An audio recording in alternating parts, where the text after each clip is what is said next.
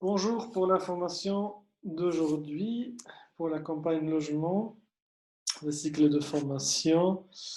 Voilà, il y a déjà les premières personnes qui arrivent. On attend les derniers avant qu'on se lance. De qui je vois comme participant, on va tenir la formation en français, mais je dois avouer qu'une bonne partie des supports sont en allemand. Euh, Et voilà, ça sera dit en luxembourgeois. En français.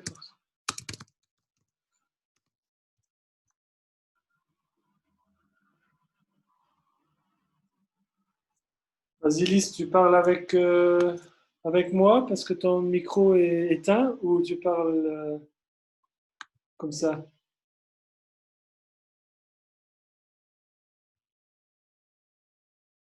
Avant de commencer, s'il y a déjà des questions, hein, n'hésitez pas. Je peux pas allumer moi ton micro, il faudra que déjà... Ah, maintenant, Tu m'écoutes? Basilis, on t'entend? Salut. Ah non, ton micro ne fonctionne pas. Mon micro ne fonctionne pas? Non, il fonctionne pas. Ou, attends, essaye encore une fois. Où se trouve le micro? Ah, maintenant, je t'entends. Ça va, je t'entends. Je t'entends. Maintenant, tu écoutes, non? Oui, oui, maintenant, moi, je t'entends en tout cas. Oui. Bon. Ouf. Tu voulais dire quelque chose avant ou c'était... Je- je- Ah, euh, oui, bon, la caméra est incorporée, donc vous me voyez bien. Ok. Oui, non, oui, d'accord. Et le micro, le son, ça passe. Le son, il passe, oui, oui. Oh, oui, Mais tu peux éteindre le son et la caméra, hein, si oui, jamais... je vais éteindre le son. Très bien. Maintenant, on t'entend plus. OK. Voilà, bienvenue au dernier venu. Pour cette formation, on va attendre encore 3-4 minutes avant de se lancer. Euh,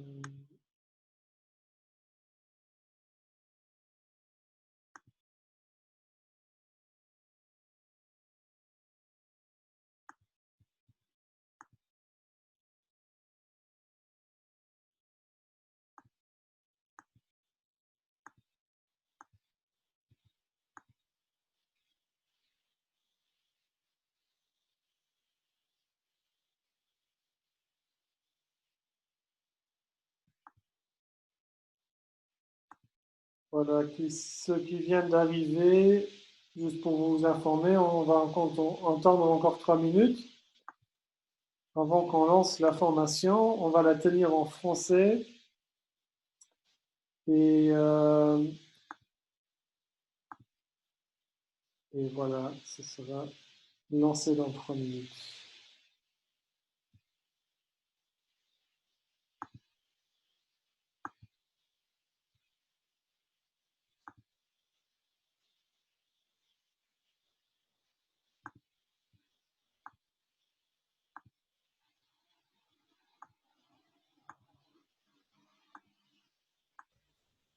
Salut Vassili, tu vas bien? Où est-ce que tu es? Où est-ce que tu es? À Athènes, je suis dans mon repère au centre historique d'Athènes. Oh là là! Donc très très loin d'ici. Oui, oui. Oui. Hein. Tu peux montrer avec la caméra les Euh, alentours. les alentours. Les alentours, je sais pas, c'est le toit de ma maison qu'on voit d'ici. Oui, oui. Mais au fond, je sais pas. Mhm. Qu'est-ce qu'on voit? Swap share screen. Show grid video. Ah, me voilà. Ah, voilà. Au fond, il y a une fenêtre. Hein. Et tu n'es pas sur un balcon. Il y a aussi un balcon en marbre, tout en marbre. Et, mais disons que là, oui, ça donne sur la rue vers l'acropole, mais on ne voit pas l'acropole. Voilà. Bon. Quelle chance. La prochaine fois, tu prends le portable, le GSM, et alors tu peux nous montrer toute Athènes. Ah, oui, j'évolue sur le plan technique, mais lentement. Voilà. Je ne suis pas encore arrivé au stade du GSM.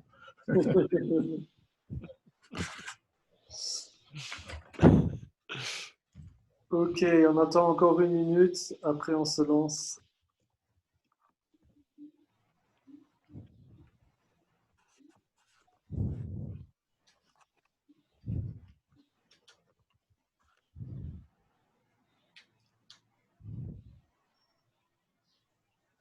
Du logement, c'est bon.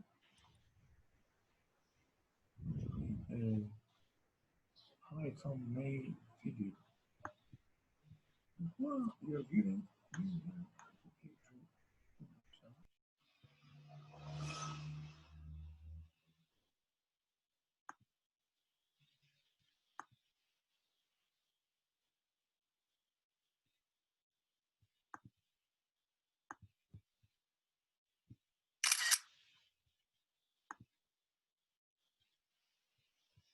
Ok, on est à 18h35, on va commencer alors assez ponctuellement.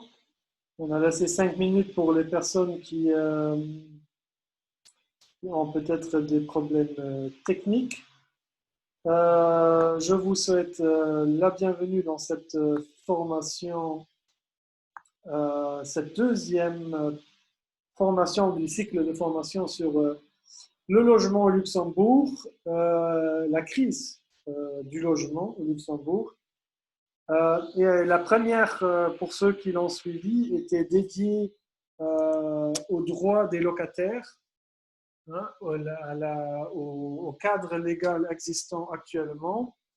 Et cette deuxième partie, elle est plutôt, au lieu de s'attarder à l'existant, qui n'est pas sans importance, mais cette deuxième partie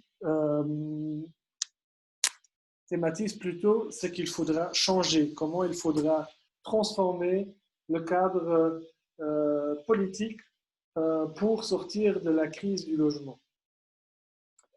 Alors, D-Link a élaboré des dernières années déjà beaucoup de propositions et aujourd'hui, on va vous présenter plus en détail ces propositions-là et donner l'espace pour approfondir, pour que vous pouvez poser des questions et qu'on peut aussi éventuellement déjà aborder même d'autres solutions possibles.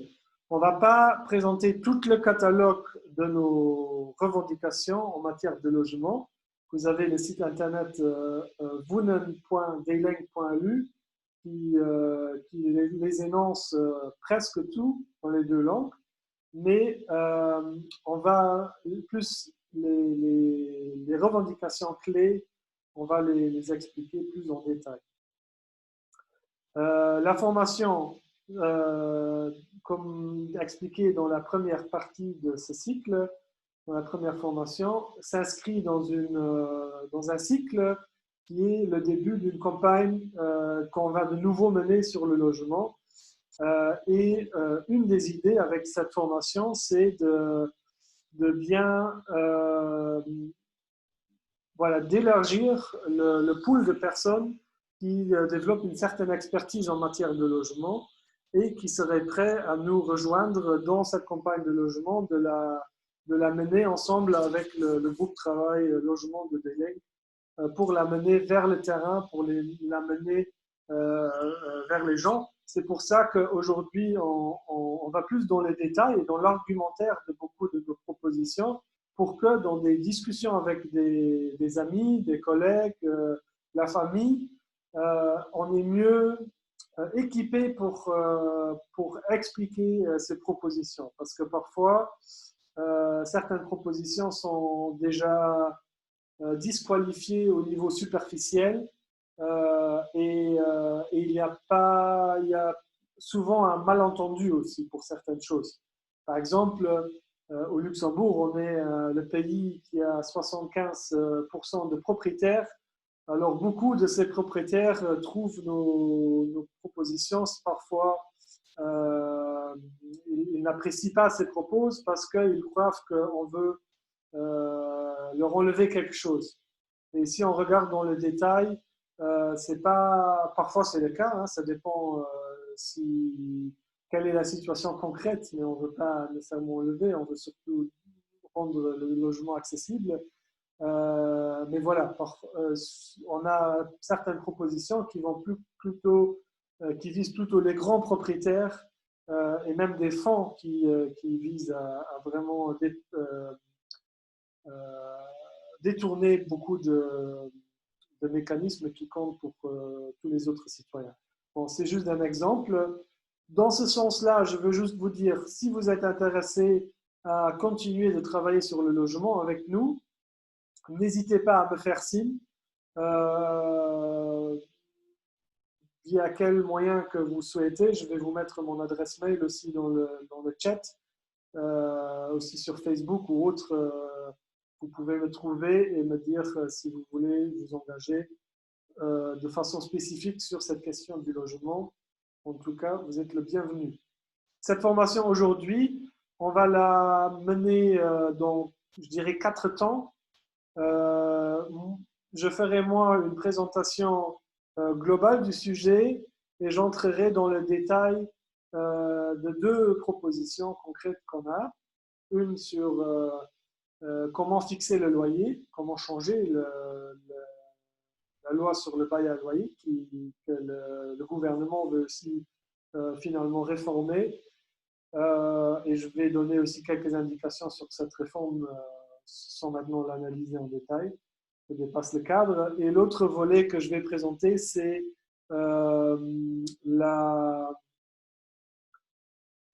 mais ça, je vais faire après les autres interventions, l'assainissement énergétique qu'on a aussi présenté lors d'une conférence de presse récente.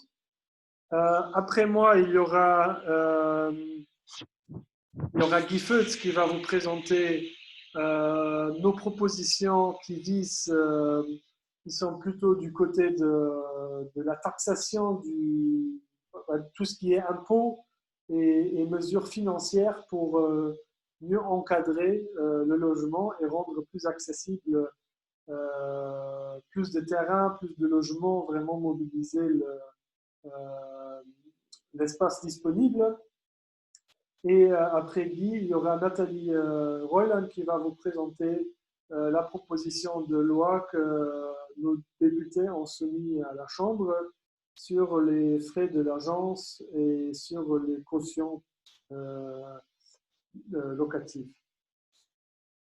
À la fin, moi, l'assainissement énergétique. Et le dernier temps qu'on aura, et on essaie d'avoir le maximum de temps pour ça aussi, de questions-réponses. Hein. Mais en fait, on va faire des questions-réponses déjà plus courtes après chaque intervention. Et après, il y aura plutôt une discussion générale avec encore des questions et réponses qui restent à ce moment-là, qui sont peut-être moins sur des éléments qu'on a présentés de façon précise. Voilà. S'il y a des questions en cours de route ou des choses techniques, n'hésitez pas à utiliser le chat pour poser des questions en cours de route. Si je peux répondre, je le fais. Sinon, c'est pour après.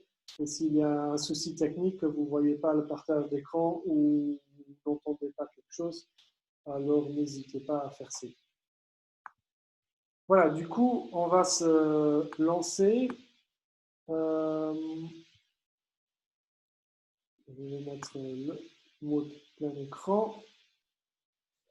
Voilà, je vais me baser sur une présentation qu'on a déjà fait en 2018 lors de l'élaboration de ce projet de loi. Alors, d'abord, un peu une analyse de la situation du logement. Bon, elle est un peu ancienne, la situation, mais elle n'a pas l'analyse, mais elle n'a pas beaucoup changé. Euh, alors, la première question que je vais thématiser, c'est est-ce qu'on parle d'une crise ou non? Et quelle est la situation actuelle? Alors ici, sur ce graphique, vous voyez les, euh, les barres en bleu, c'est les besoins en logement qui sont croissants depuis le début de ce graphique, depuis 1985. Les nouveaux logements construits qui sont jamais à la hauteur, en tout cas à partir de 1995, ils sont plus à la hauteur du besoin. Et de là résulte un déficit en logement. Je veux préciser avec ces chiffres-là que IDEA, la fondation de la Chambre de commerce, qui n'est pas nécessairement de gauche, a publié en 2017 une étude qui disait que ce déficit en logement estimé, qu'on n'est pas encore au maximum de la au pire de la situation, parce que certains indicateurs ne se sont pas n'ont pas évolué de manière à ce qu'on aurait été déjà dans une crise en 2017. Hein. On était dans voilà, il n'y avait pas le sans-abrisme, n'était pas très, n'avait pas une croissance qui va avec ce déficit que vous voyez en rouge. Les mètres carrés utilisés par personne ne s'est pas agrandi selon les statistiques. Et ça, c'était en 2017. Et en fait, cette étude disait, alors si on n'est pas encore dans le pire de la situation, le pire va encore venir. C'est-à-dire qu'il y avait peut-être une réserve de logement quelque part, hein, de logements vides, de logements sous-utilisés, et que ça va s'empirer encore la situation. Et je crois que c'est ce qu'on observe depuis, en fait. C'est ce qu'on observe depuis que les augmentations du prix du loyer augmentent encore au-delà de 10%, hein, parce qu'avant, on était souvent entre 5 et 8% il y a quelques années. Depuis cette année et l'année dernière, on dépasse cette barre de 10% de façon continue. Mais aussi, voilà, il y a de plus en plus d'autres signes qui montrent qu'on est vraiment dans la crise au plus tard maintenant si on n'était pas déjà en 2016. C'est difficile à dire parce que pour beaucoup de choses, il n'y a pas beaucoup de chiffres. On n'a par exemple pas au Luxembourg des chiffres sur les logements vides. Il n'y a pas de recensement officiel des logements vides. Voilà, continuons.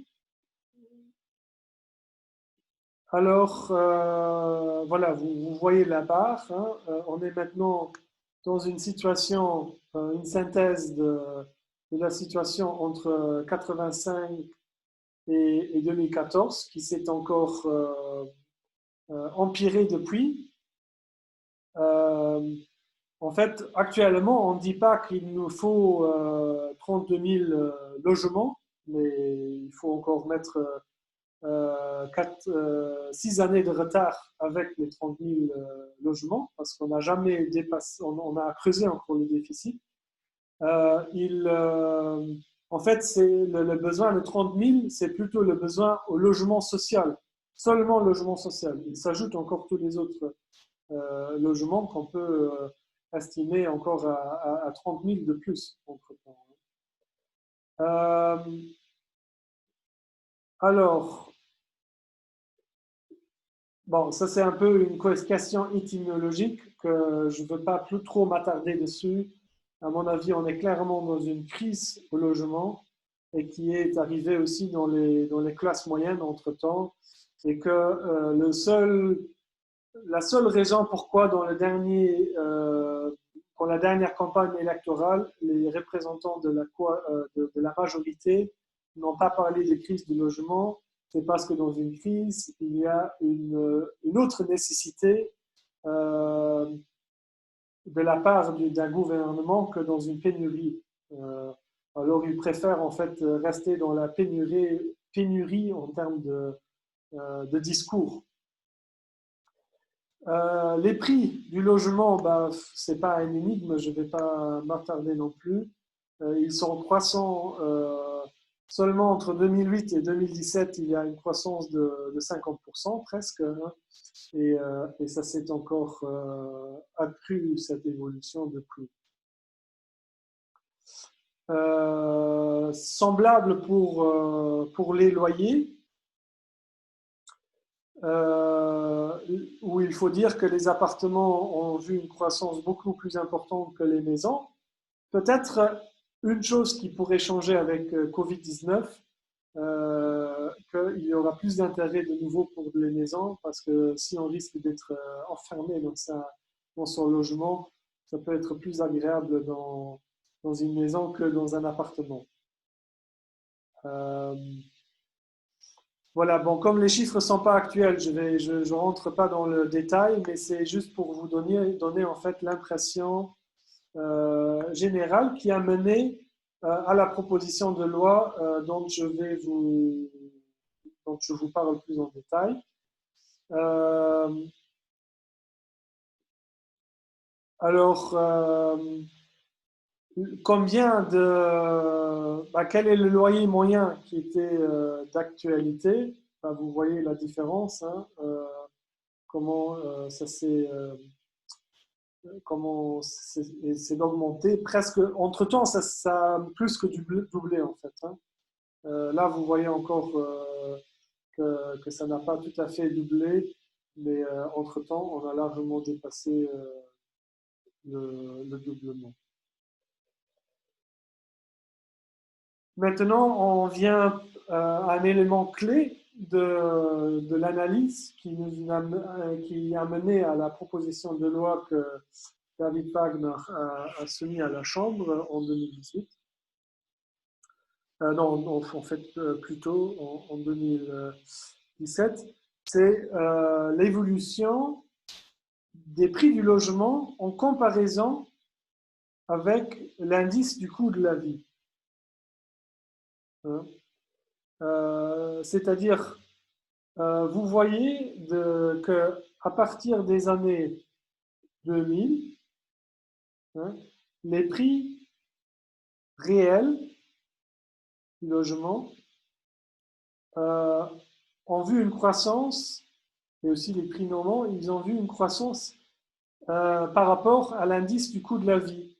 Avant, l'indice du coût de la vie a augmenté avec les prix du logement jusqu'à 2000. Mais après, ces deux évolutions se sont séparées une de l'autre. Du coup, comme on a vu que les prix du logement entre 80 et 2016 se sont presque multipliés par 10, et ce pour les coûts de la vie se sont seulement multipliés fois 3,7. Et l'indice de la construction, c'est-à-dire le prix les prix moyens de la construction, c'est seulement multiplié par 3 dans cette période, si on prend 80 à 2016.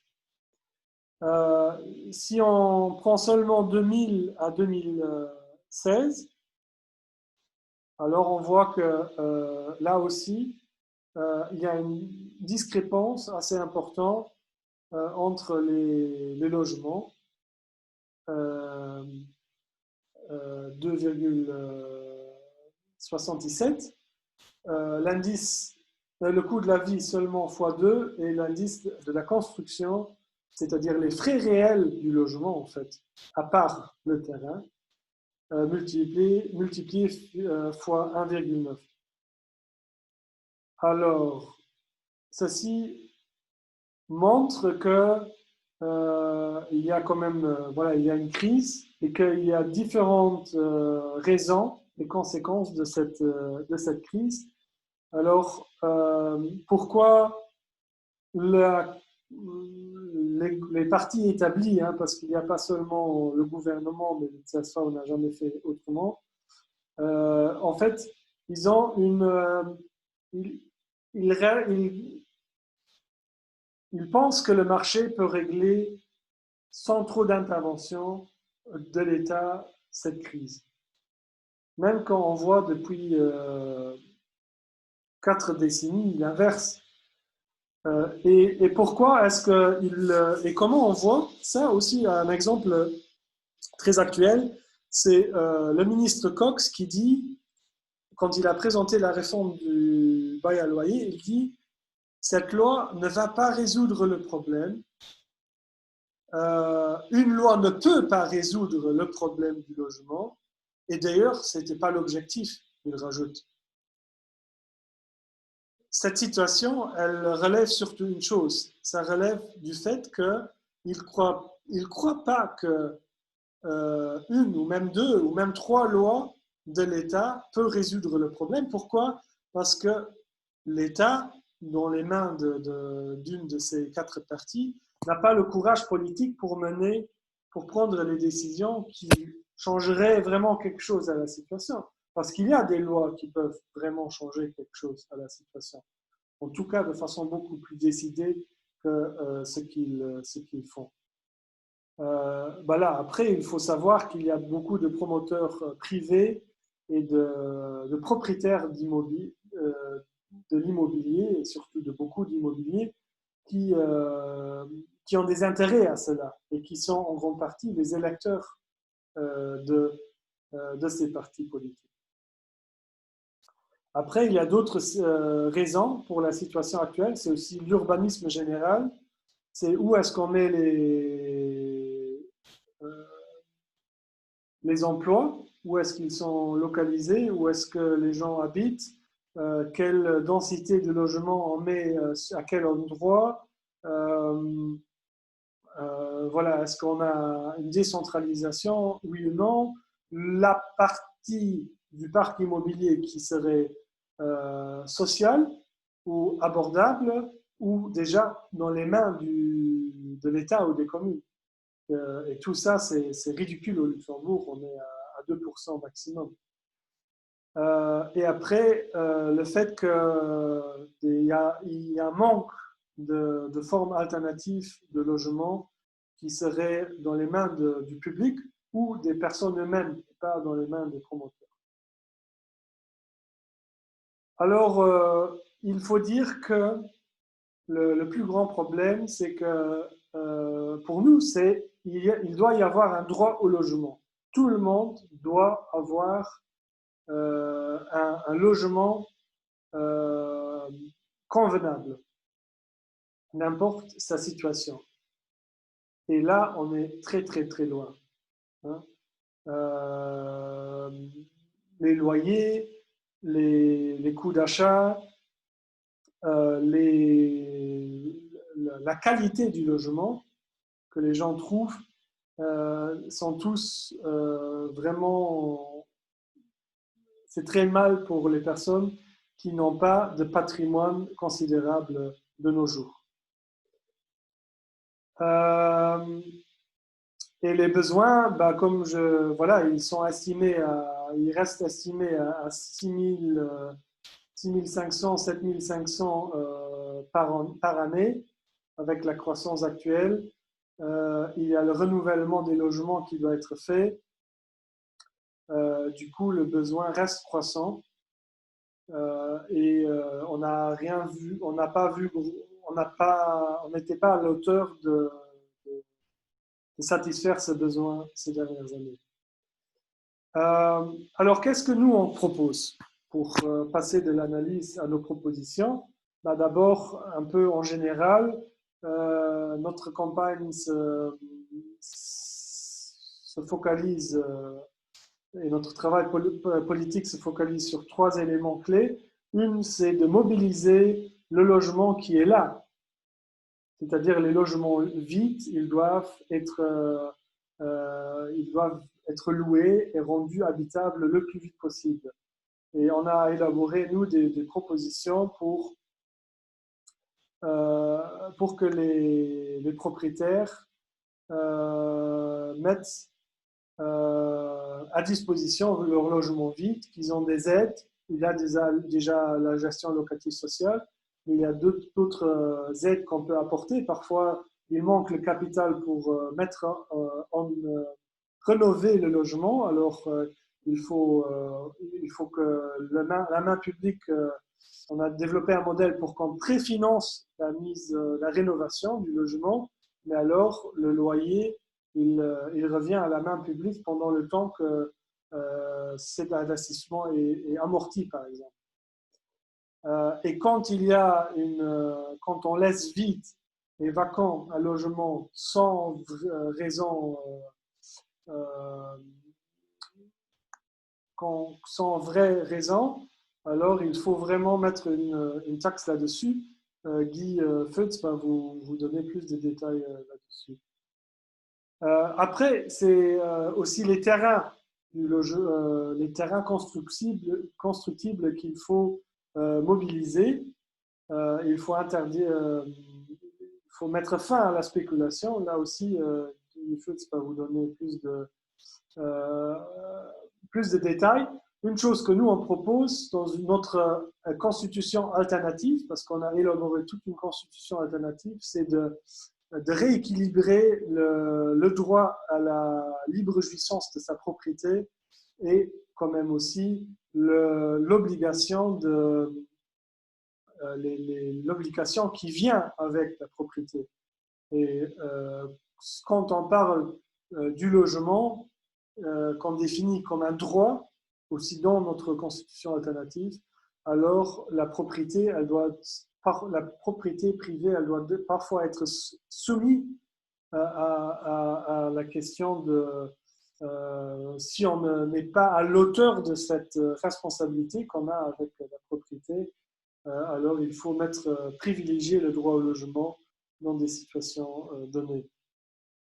Voilà, et de taxer la plus-value qu'on a sur le fait que son terrain est classé dans le périmètre constructible. Là aussi, Guy va vous donner plus de détails. Bon, le troisième aspect, c'est de construire en main publique, par la main publique. Les communes, une nouvelle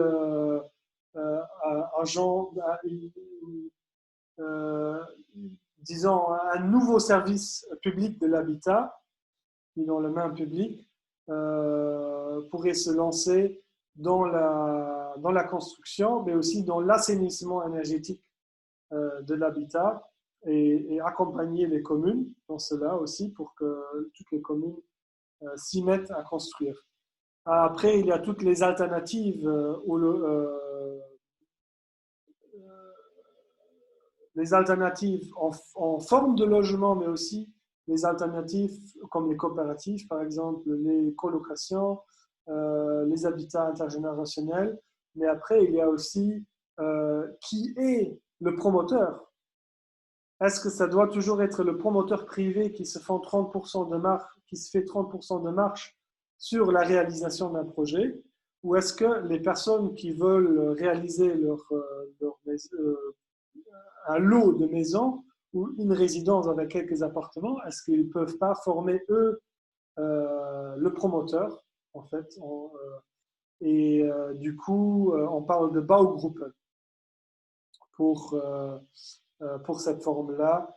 C'est quelque chose qui devrait être promu. Et finalement, dans le volet renforcer les locataires, on a, nous, élaboré une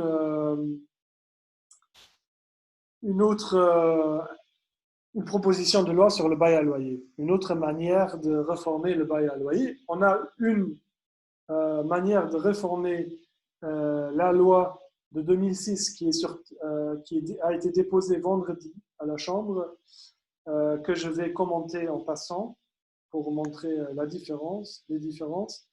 Mais, mais voilà, d'abord, il faut surtout dire que l'objectif principal de la loi de 2006, c'était de rendre plus attractif l'investissement dans le logement. C'est-à-dire, il y avait la loi de 1955 qui ne valorisait pas en fait l'investissement fait après la construction et l'acquisition du logement. Elle ne valorisait pas quand un propriétaire a rénové son logement, quand il a amélioré la qualité du logement. Et c'est pour ça que dans cette loi de 2006, l'objectif c'était de faire en sorte que la partie économiquement la plus faible au contrat de bail, le locataire, est mieux protégé et que la qualité de son logement est améliorée pendant le bail. Et ces deux objectifs n'ont pas pu être garantis. Et ça, c'est surtout dû à la notion de capital investi qui n'a pas fonctionné. Alors, quelles sont les différences? Qu'est-ce qui a changé 2006 et qu'est-ce qui est censé changer maintenant avec la réforme que le gouvernement propose? Alors, les 5% du capital investi reste le loyer qu'on peut demander, le loyer maximal qu'on peut demander par année. Mais il parlait déjà à l'époque, et il parle encore maintenant dans la réforme, de préciser la notion du capital investi. Mais la précision qui devrait intervenir et qui est affichée, c'est qu'on doit toujours parler du capital réellement investi. C'est-à-dire l'acquisition du terrain est seulement 20% du terrain et ce qui a vraiment été investi dans la pierre pour construire le logement. Et là, il y a maintenant de nouveau quelque chose qui remet en doute cela parce qu'en cas d'héritage, ce qui est écrit dans cette loi, la réforme actuelle, en cas d'héritage, soudainement, on applique la valeur marchande du moment de l'héritage ou de la cessation gratuite qui sont les prix actuels, sans qu'il y ait quelque chose qui a changé dans le logement. Et ça remet entièrement en doute de nouveau cette question du capital investi. Bon, 2006, cette réforme de la loi, elle a arrêté la différence entre les logements construits après 45 et avant 45. C'est quelque chose de la loi de 55 qui était. Les logements de luxe ont été mieux définis, mais maintenant, avec la réforme, cette notion va être abolie, comme les prix aujourd'hui sont tous presque comme si c'était des logements de luxe. C'est-à-dire ça ne fait plus aucun sens et ça n'a jamais été appliqué. Les commissions des loyers ont été réorganisées en 2006 et ils le sont légèrement maintenant. Surtout maintenant avec la réforme de la loi, les commissions de loyer doivent prendre une décision dans les 3 mois et s'ils ne prennent pas de décision dans les 3 mois, on peut tout de suite aller au juge de paix. Parce que parfois les commissions de loyer ne fonctionnent pas dans les communes. Alors le processus n'est pas retardé davantage. Et aussi, ils ont changé comment le contrat de bail peut être résilié. Mais alors, quels problèmes n'ont pas été résolus avec la réforme de 2006 et qui ne sont toujours pas avec la réforme qui est proposée maintenant? Alors, le maximum légal de 5% du capital investi doit toujours être demandé, c'est-à-dire le locataire doit faire une démarche auprès de la commission des loyers ou devant le juge de paix pour que la loi est respectée. À Berlin, par exemple, c'est l'inverse. Le propriétaire est obligé de respecter la loi, sinon il est sanctionné. Bon, ça c'est récemment, sous le gouvernement Die avec les sociodémocrates et les Verts, que ça s'est fait. Et après, le grand problème, c'est que les prix du logement, à partir des années 90, ont explosé et les 5% ne limitent pas le loyer. Ça donne des loyers pas possibles.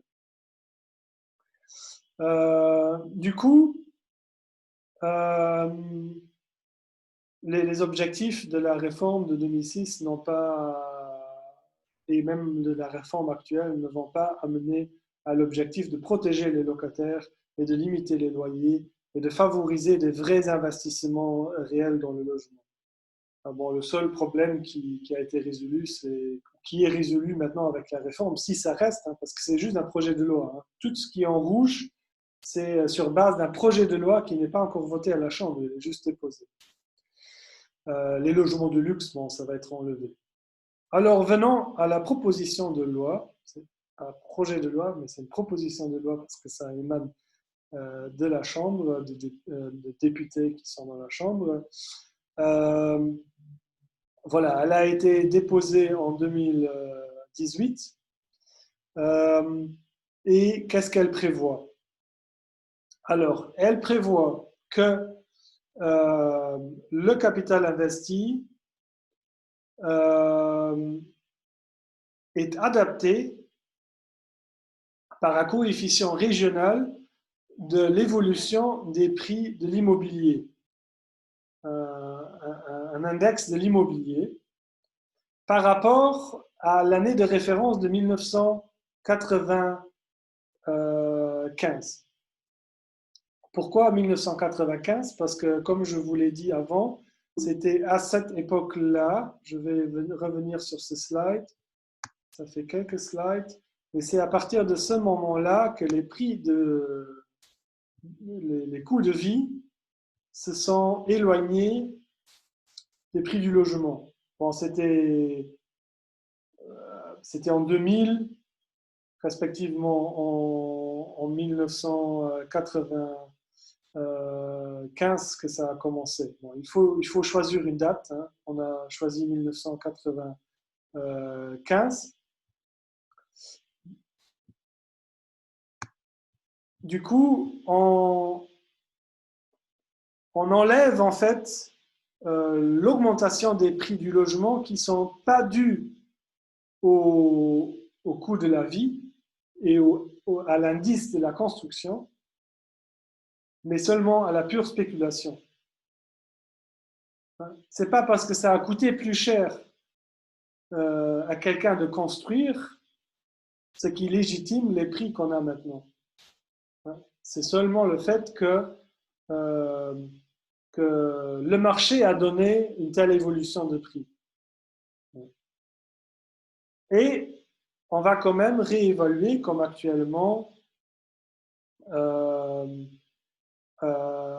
selon l'indice du coût de la vie, c'est-à-dire on va baisser en fait les prix, les prix d'acquisition, et on va l'adapter de nouveau vers l'auteur avec la réévaluation qui est déjà maintenant prévue dans la loi.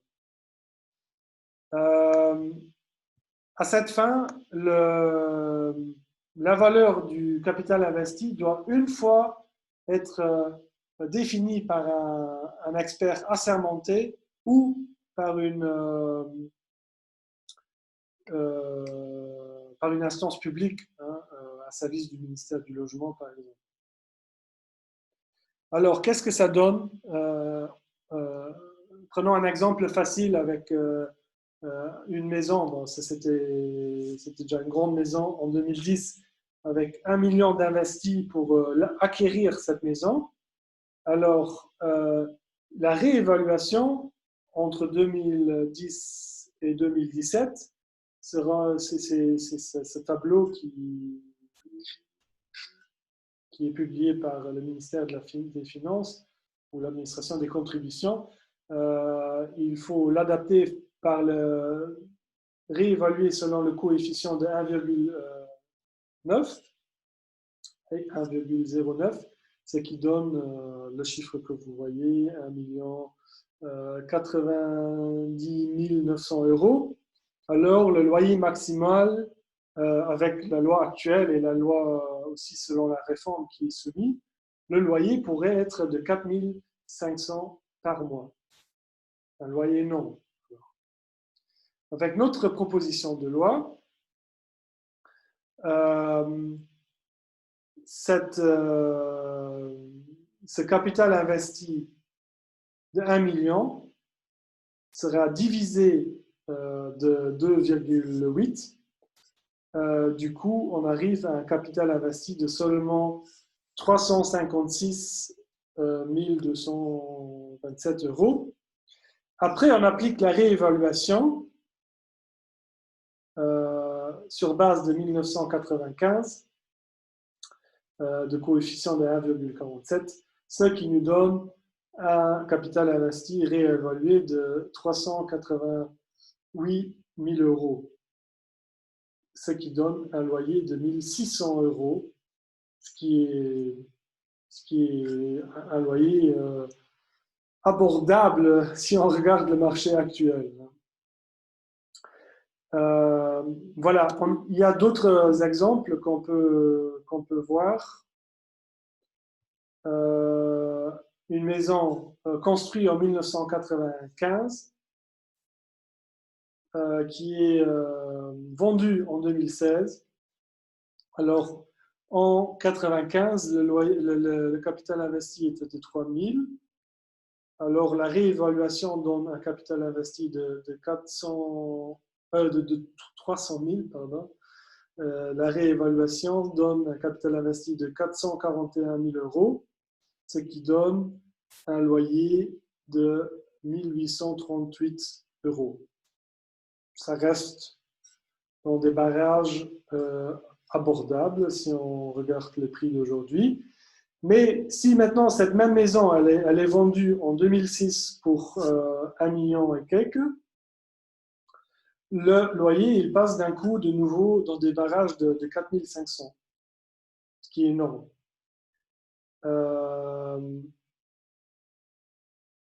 Voilà. Selon notre proposition de loi,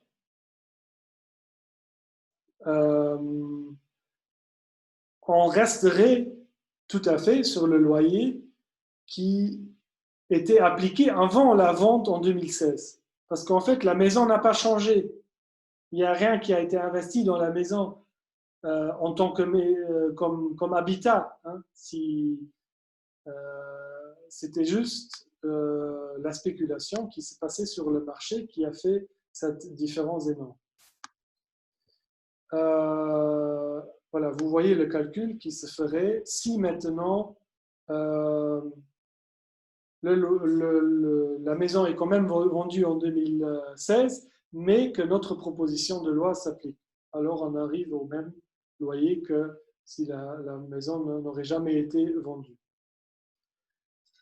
Alors peut-être des propriétaires peuvent se demander, c'est compréhensible de se demander, mais alors c'est plus un investissement rentable le logement. Par rapport à la somme que j'investis quand j'achète le logement en 2016, par exemple, ou maintenant en 2020, avec notre proposition de loi, je ne peux plus avoir un rendement de 5% par rapport au montant que j'investis quand j'achète le logement. Oui, mais le logement, ce n'est pas un investissement d'abord.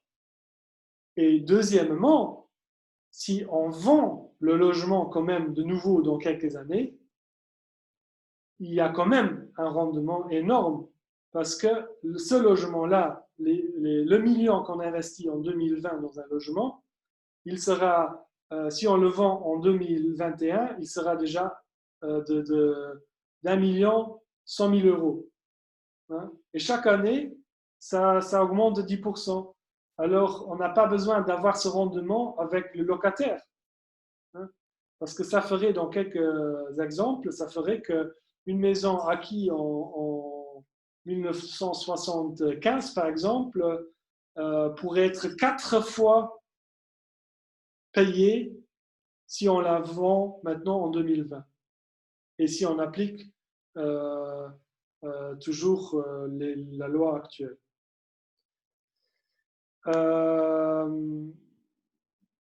Voilà. Il y a d'autres exemples que vous voyez ici, mais je crois que le principe, il est peut-être compris. On peut revenir à ça après. Bon, là, juste la réflexion qui a mené là, c'est que notre proposition de loi enlève aussi une discrépance qui peut être entre deux maisons identiques. Juste parce qu'une maison a été vendue, alors on peut demander des loyers de 4 000, 5 000 euros, et l'autre maison, c'est la même maison, ça a été construit au même moment, peut-être par le même promoteur, avec le même matériel, et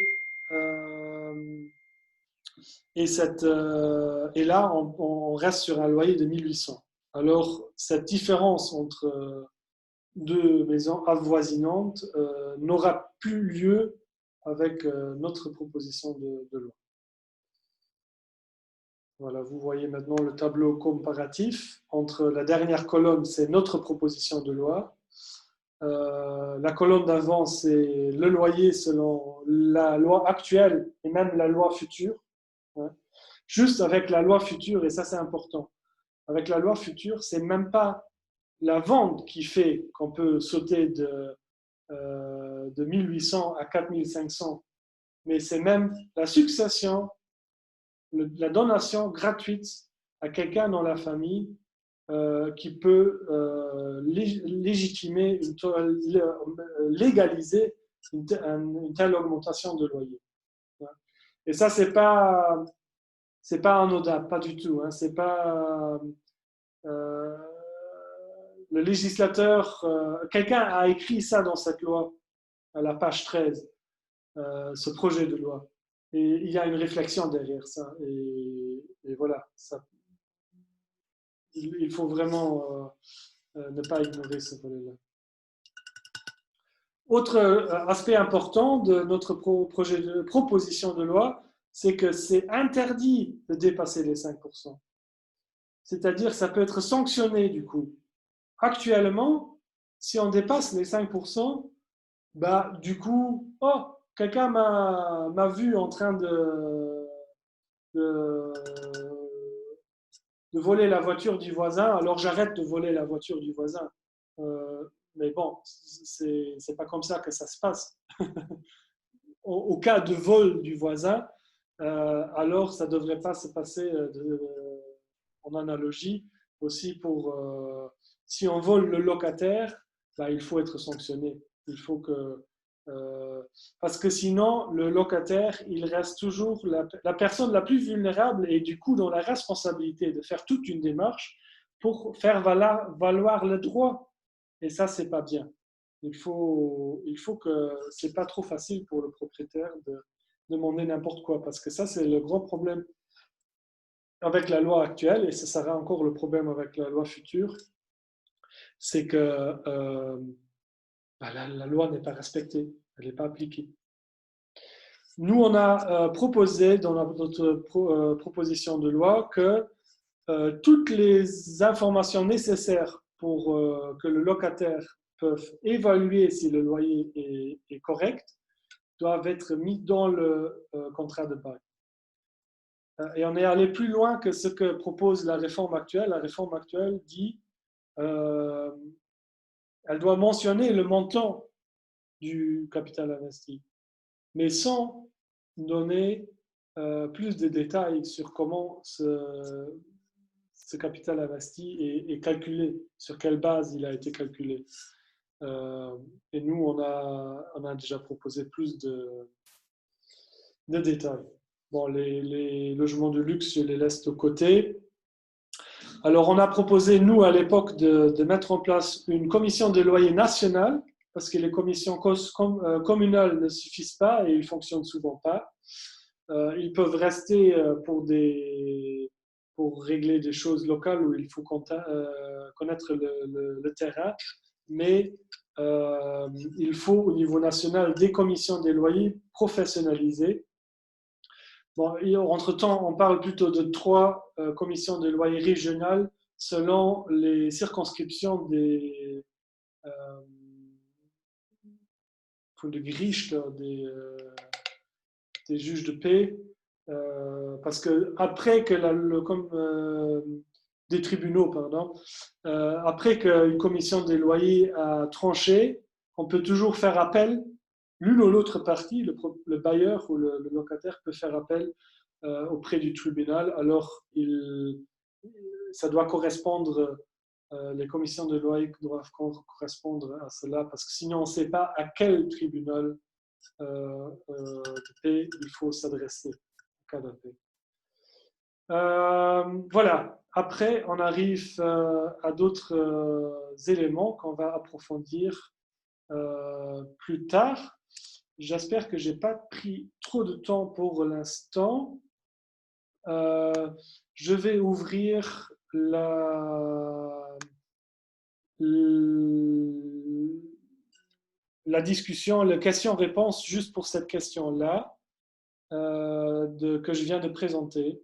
Bon, ça m'a quand même pris presque 1 heure, désolé. Je n'avais pas fait le test, mais la loi, elle est quand même assez complexe et j'ai introduit toutes les autres propositions. Est-ce que là, pour comprendre la proposition de loi, il y a des questions? Il faut juste allumer votre micro, montrer peut-être votre main ou mettre des choses, écrire dans le chat pour poser des questions. Vous pouvez aussi les adresser juste à moi si vous voulez garder ça de façon anonyme, c'est possible, tout à fait. Le plus important, c'est que c'est compris et qu'il y a l'espace de clarifier les questions.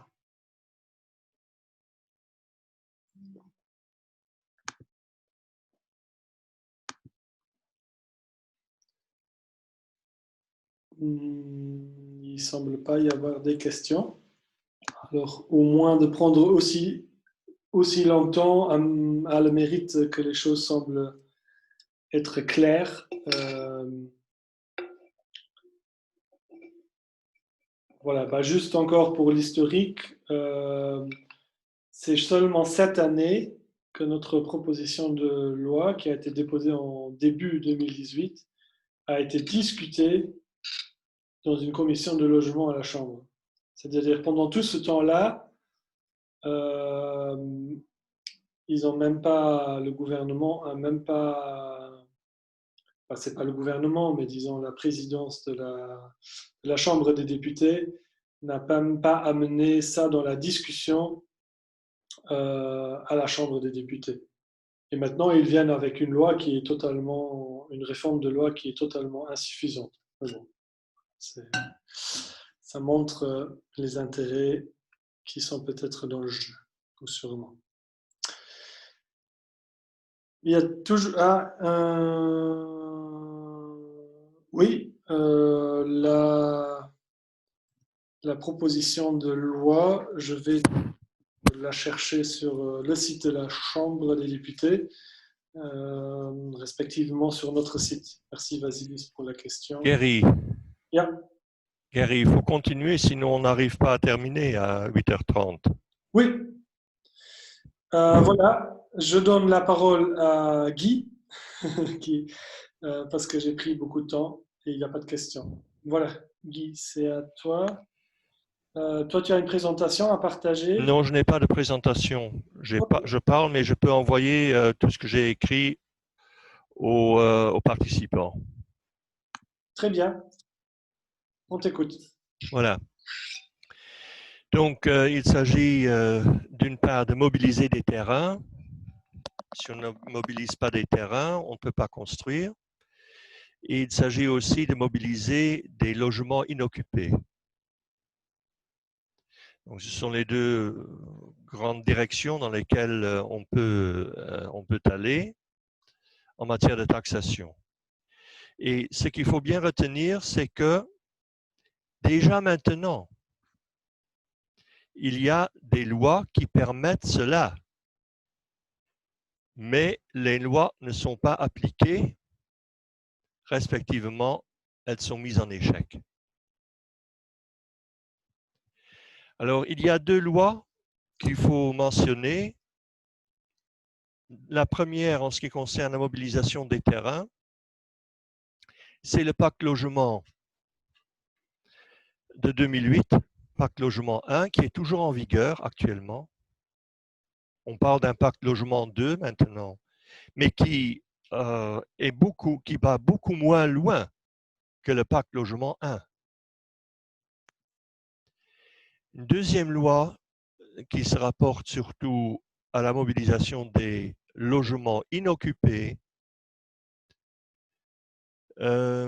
c'est la loi concernant l'aménagement communal et le développement urbain.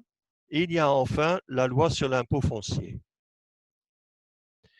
Bon, je commence rapidement avec les deux premiers éléments, donc mobiliser les terrains avec la loi Pacte Logement.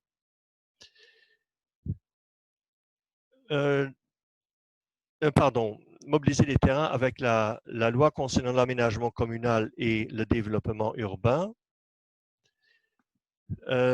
Il y a la ville d'Esch sur Alzette qui a essayé d'aller dans cette direction, mais la ville d'Esch sur Alzette n'a pas continué dans cette voie. Actuellement, il y a certains terrains auxquels on a envoyé, aux propriétaires, on a envoyé des lettres, mais finalement, il n'y a pas de taxation qui est faite.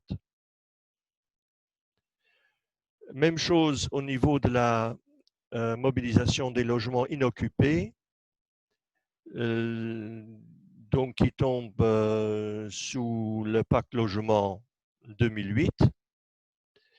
La ville de Luxembourg avait essayé, par exemple, de faire une enquête sur l'occupation des logements.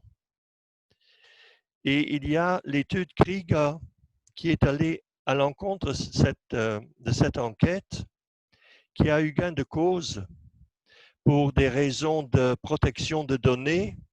Donc, les gens ne devraient pas être forcés à dire ce qui se passe dans leur logement. Et toute cette enquête a dû être détruite. Ça s'est passé en 2014.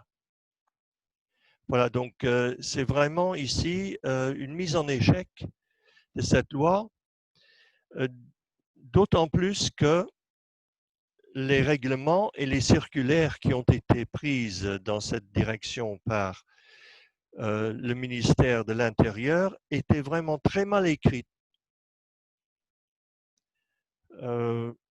Par exemple, on ne sait pas, on ne dit pas clairement quand un logement est inoccupé.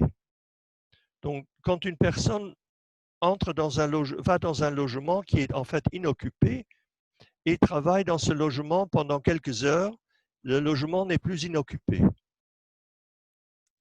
Donc, il faudrait réécrire ces règlements et ces circulaires pour avoir un résultat dans cette direction.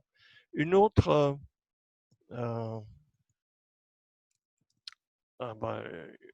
argument a été utilisé par la ville de Luxembourg, parce que la ville de Luxembourg a toujours la distribution de l'eau dans ses mains, c'est qu'il n'y aurait pas de possibilité de contrôler dans une résidence si dans tel appartement il y a de l'eau il y a une utilisation d'eau. C'est un moyen pour déterminer si effectivement il y a quelqu'un qui habite dans un appartement. Donc, s'il n'utilise pas d'eau pendant beaucoup de temps, on peut dire que le logement est inoccupé. Mais il n'y a pas actuellement encore de cadastre vertical, c'est-à-dire il y a dans beaucoup de résidences, il n'y a qu'un seul compteur en bas et la distribution de l'eau, disons la consommation de l'eau est répartie au prorata. C'est pour ça que nous avions par exemple introduit une motion pour que dans la ville veille que dans toute résidence, il y ait un cadastre vertical, donc qu'il y ait différents compteurs reliés aux différents appartements. Ça a été rejeté, bien entendu. Donc c'est un moyen pour la commune pour dire qu'on ne peut pas, on ne peut rien faire. Les logements qui sont inoccupés, on ne peut pas les repérer. Et donc, on ne peut pas appliquer cette taxation sur les logements inoccupés.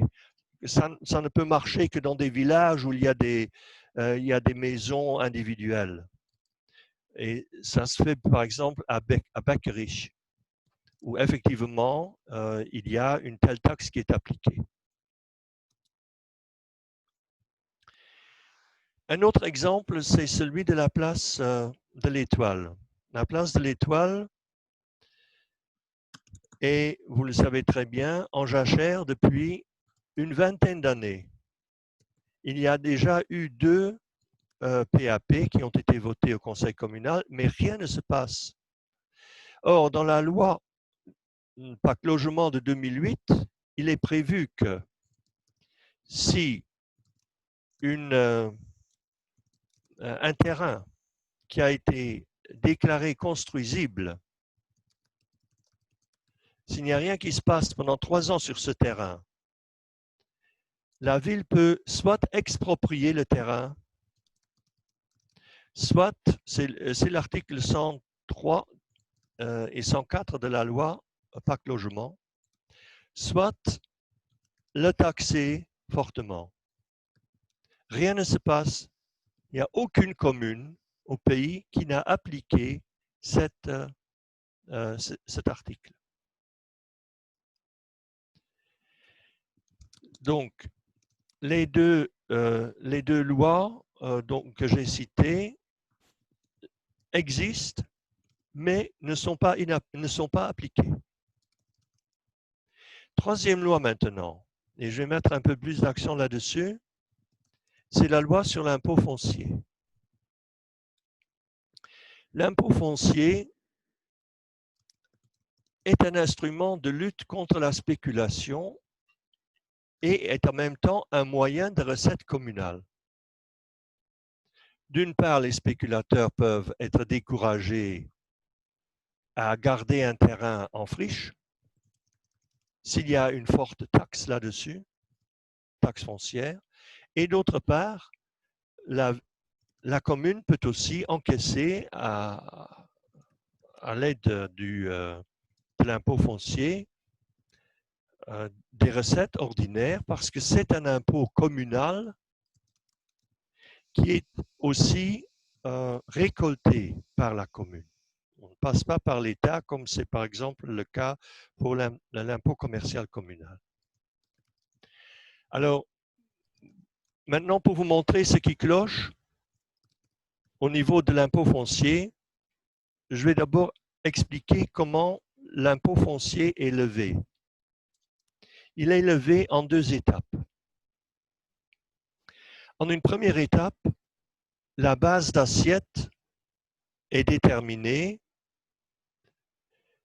en multipliant la valeur unitaire d'un terrain ou de l'immeuble qui est construit sur le terrain par un taux d'assiette.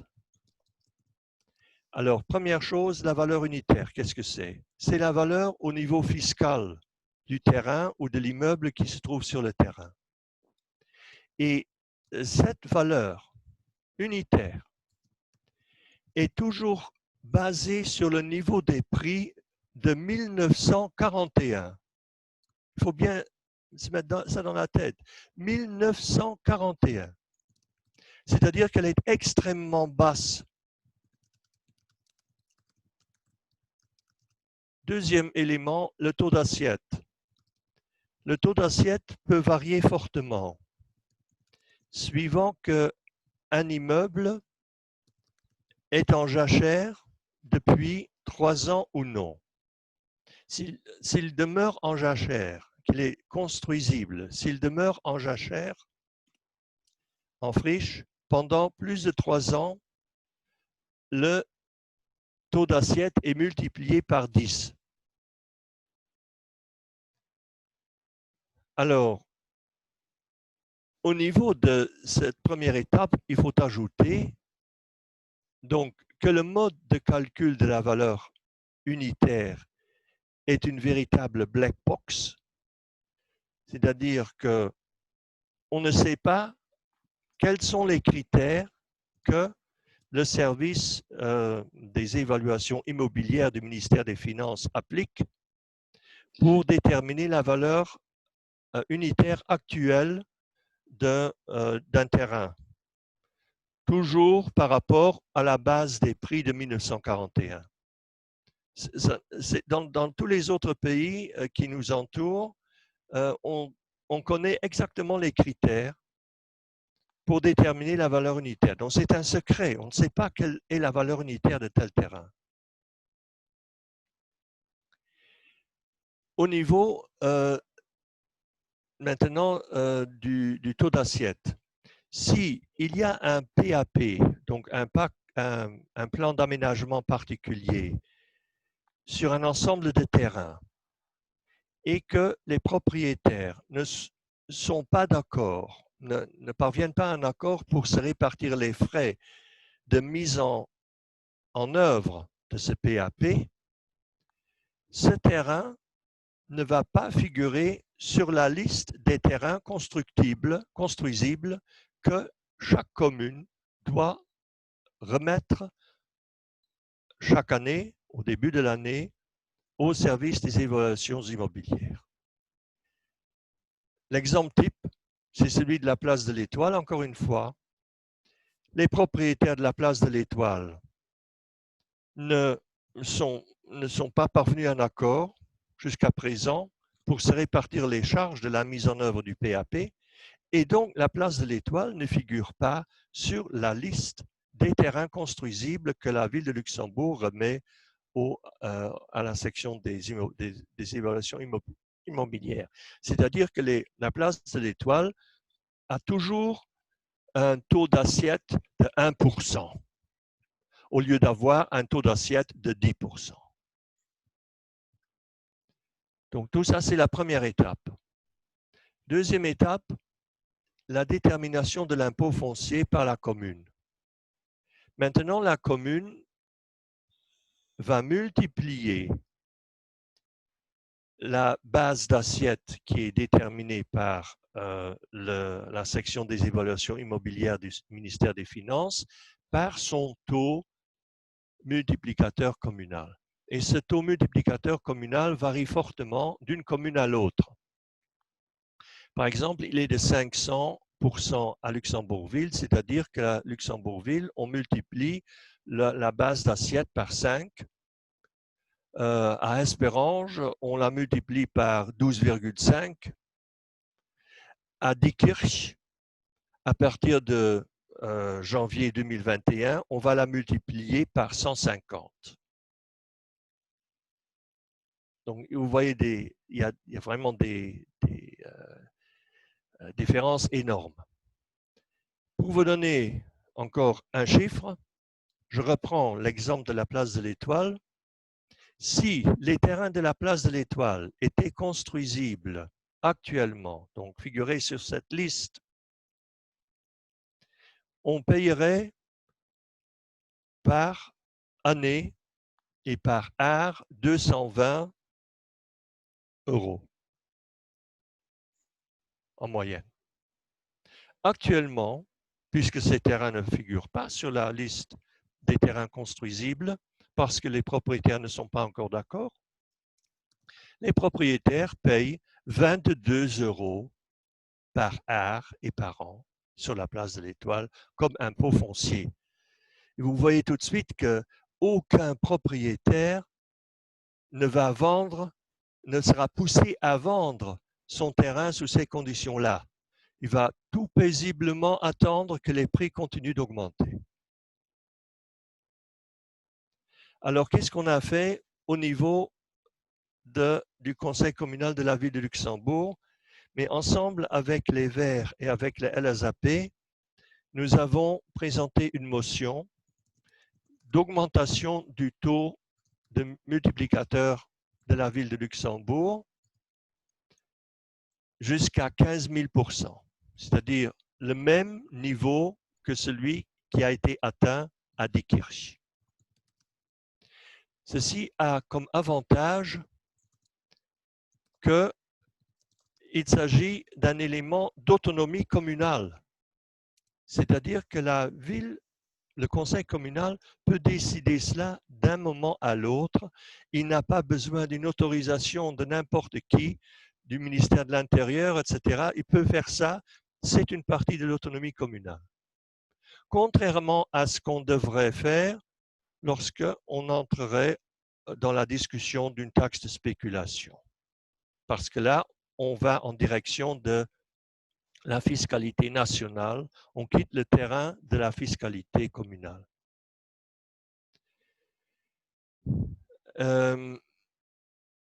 Cela évite aussi la discussion fastidieuse autour d'une augmentation de la valeur unitaire.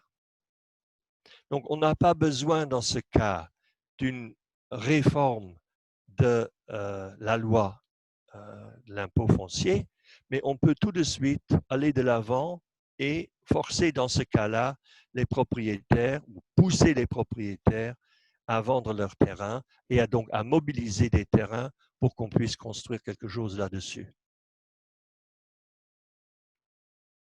D'ailleurs, nous sommes limités ici tout simplement aux terrains construisibles à des fins d'habitation. Donc, nous n'avons pas touché les autres types de terrains qui figurent dans le PAG, mais donc c'est uniquement en matière de construction d'habitation que cela marche. Alors, quelles ont été les réactions de la majorité communale, c'est-à-dire DP, CSV?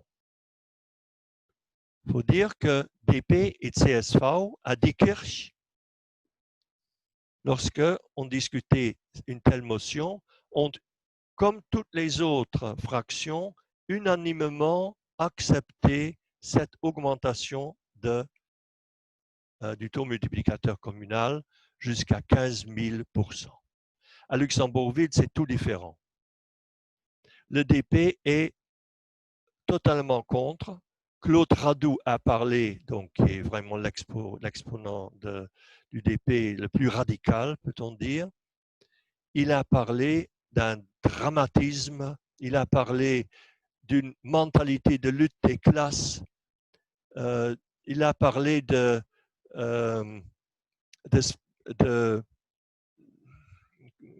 populisme. Il a dit que la ville de Luxembourg augmente en population de 3% par an. On ne peut donc pas dire que cela n'attire pas des gens pour y habiter et qu'on n'y loge quand même pas les gens au grenier.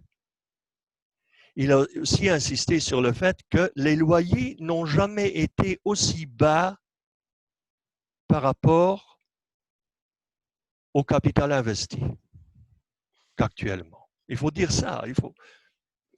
C'est tout à fait ridicule ce qu'il a dit. Le CSV est plus mitigé. Laurent Moser, il admet qu'il y a un problème et qu'il faut lutter contre la spéculation. Mais il ne faut pas toucher les mauvaises personnes, selon lui. Il ne faut pas toucher le bon père de famille ou la grand-mère qui veut garder un terrain pour ses petits-enfants.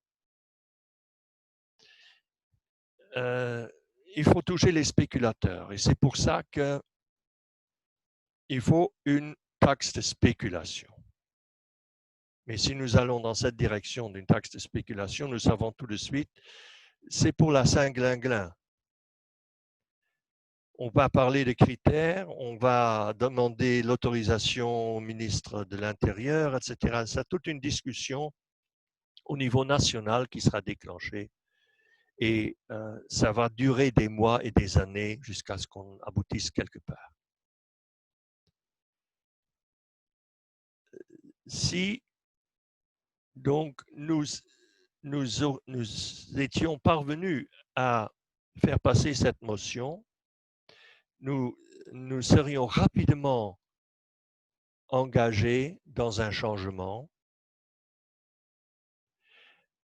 C'est un contre-argument. Un deuxième contre-argument, c'est que la liste des terrains construisibles que la ville nous a présentée et qui ne comporte que 30,8 hectares, par opposition, par exemple, à la liste que nous avons reçue du l'Isère. Je ne sais pas, vous connaissez le l'Isère, peut-être le centre à Luxembourg pour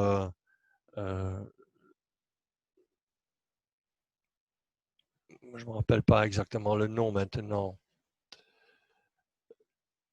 d'études socio-économiques qui a établi une carte avec toutes les communes où il a répertorié les terrains immédiatement construisibles. Sur cette liste, il y a 117 hectares qui sont immédiatement construisibles. La ville de Luxembourg en a répertorié 30,8. C'est sur ces 30,8 que travaille évidemment la section des évaluations immobilières du ministère des Finances. Tous les autres terrains donc, ont des impôts fonciers vraiment ridiculement bas. Et parmi ces 30,8 hectares, 97% dépassent les 2 arts. On peut dire 2 arts, c'est une surface sur laquelle, dans la logique du bon père de famille ou de la grand-mère, sur laquelle on peut construire une petite maison avec un jardin. Et on n'a pas besoin de plus de 2 hectares, de 2 arts pour ça. Or, 97% des terrains qui figurent sur la liste de la ville ont plus de 2 hectares. Donc, si on touchait vraiment ces personnes, il n'y aurait pas beaucoup qui seraient touchés. Et il faut se rappeler que il y a eu récemment, en 2016, une enquête qui a conclu que les terrains ou la propriété foncière est très mal répartie à Luxembourg. Je vais vous donner un chiffre. D'après l'Observatoire de l'habitat, 1000 propriétaires physiques détiennent 51,6% des terrains qui sont entre les mains des personnes physiques, qui ne sont pas entre les mains de sociétés ou d'instances comme la ville ou l'État, etc. Et même 1%, le top 1%, possède 16,4% des terrains, de la valeur des terrains les plus chers. Alors, je me rappelle aussi que lorsqu'on a discuté du plan d'aménagement général et que les propriétaires de terrain pouvaient faire des réclamations, il y avait toujours les mêmes personnes qui faisaient des réclamations. Une dizaine de familles revenaient à chaque occasion, qui donc ont des terrains dans tous les quartiers de la ville. voilà, ça, ça implique donc, ou ça montre vraiment la concentration des terrains et toute cette discussion autour du bon père de famille ou de la grand-mère qui veut garder un terrain pour les petits-enfants, c'est une discussion qui n'a pas vraiment de sens. Voilà, c'est ce que je voulais dire. S'il y a maintenant des questions, on peut encore entamer une discussion sur, par exemple, la question de l'impôt sur la fortune, parce que la fortune à Luxembourg, c'est surtout les terrains. C'est sur ça que se base à Luxembourg la fortune des familles vraiment qui se trouvent dans une bonne situation. Et cette fortune s'accroît tout le temps. Voilà, merci. Ouais. Et Guy, des FIS, des fonds d'investissement spécialisés, tu n'as pas explicitement parlé, je crois.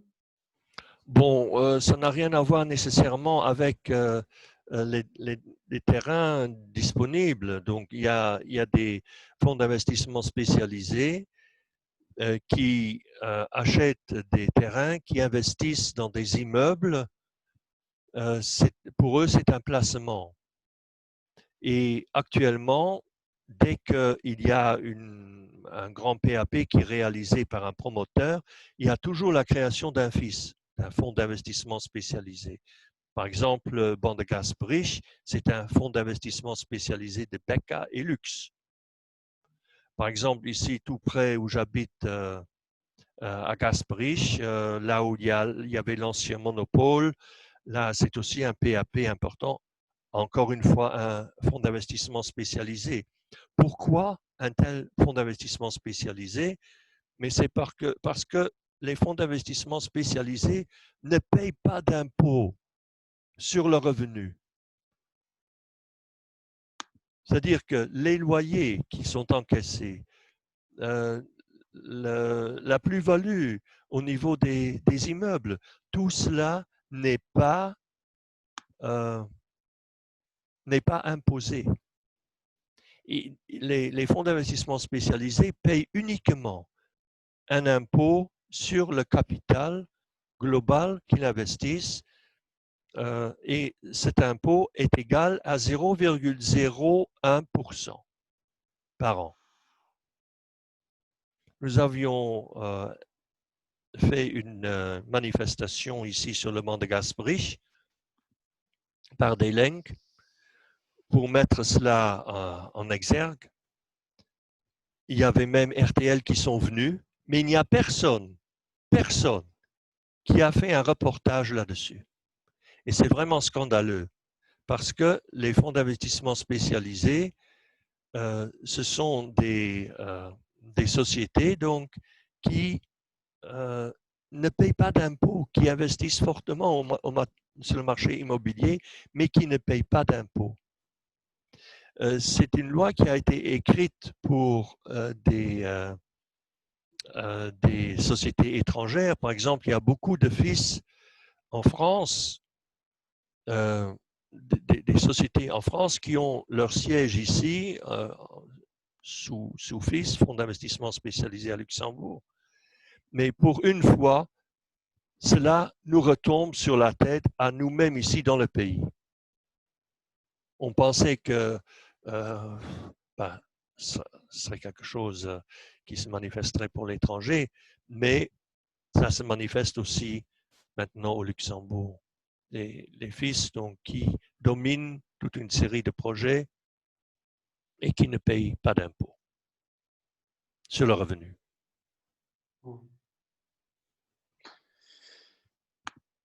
Merci Guy. Oui, je voulais quand même le relever parce que je crois que c'est assez important parce qu'on voit qu'en plus des taxes et des impôts qui sont déjà très réduits, pour ceux qui ont vraiment beaucoup d'immobilier et qui peuvent se payer les avocats pour se construire un fonds comme ça, ils en payent encore moins. hein, et ça, c'est quand même grave.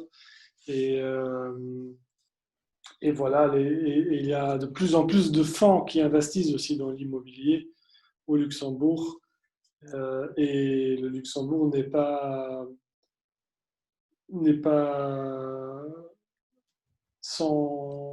a une responsabilité dans cela. C'est pas que c'est une fatalité, c'est des choix politiques qui ont été faits pour permettre pas seulement la spéculation immobilière au Luxembourg, mais même à l'étranger. Et du coup, le Luxembourg a aussi une responsabilité dans l'augmentation des prix à Berlin et dans d'autres capitales européennes, en fait, à travers ces mécanismes-là. Voilà, est-ce qu'il y a des questions par rapport au volet que Guy a touché, un volet beaucoup plus technique, il faut le dire. Il y a toute une fiscalité à comprendre, des notions qui construisent une sur l'autre pour voir les liens. Mais voilà, est-ce qu'il y a des questions par rapport à cela?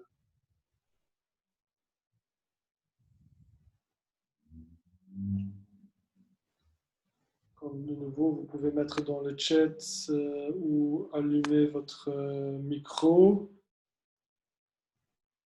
On a fait un enregistrement de la formation, du coup, vous pouvez revoir certains passages si jamais vous vous êtes perdu à un moment donné avec l'assiette et truc machin ici. Stéphanie, dis-moi. Non, c'est ça que c'était très intéressant que Guy vient de dire sur voilà le fait d'investir parce qu'on ne paie pas d'impôts. Non, c'est seulement pour savoir s'il y a moyen pour relire tout ça quelque part. Donc même comme tu l'as enregistré, voilà, parce que c'est vrai, c'est tard, il y a beaucoup d'informations et pour quelqu'un qui n'est pas vraiment dans la matière, mais c'était vraiment très informatif parce que du coup, voilà, personnellement.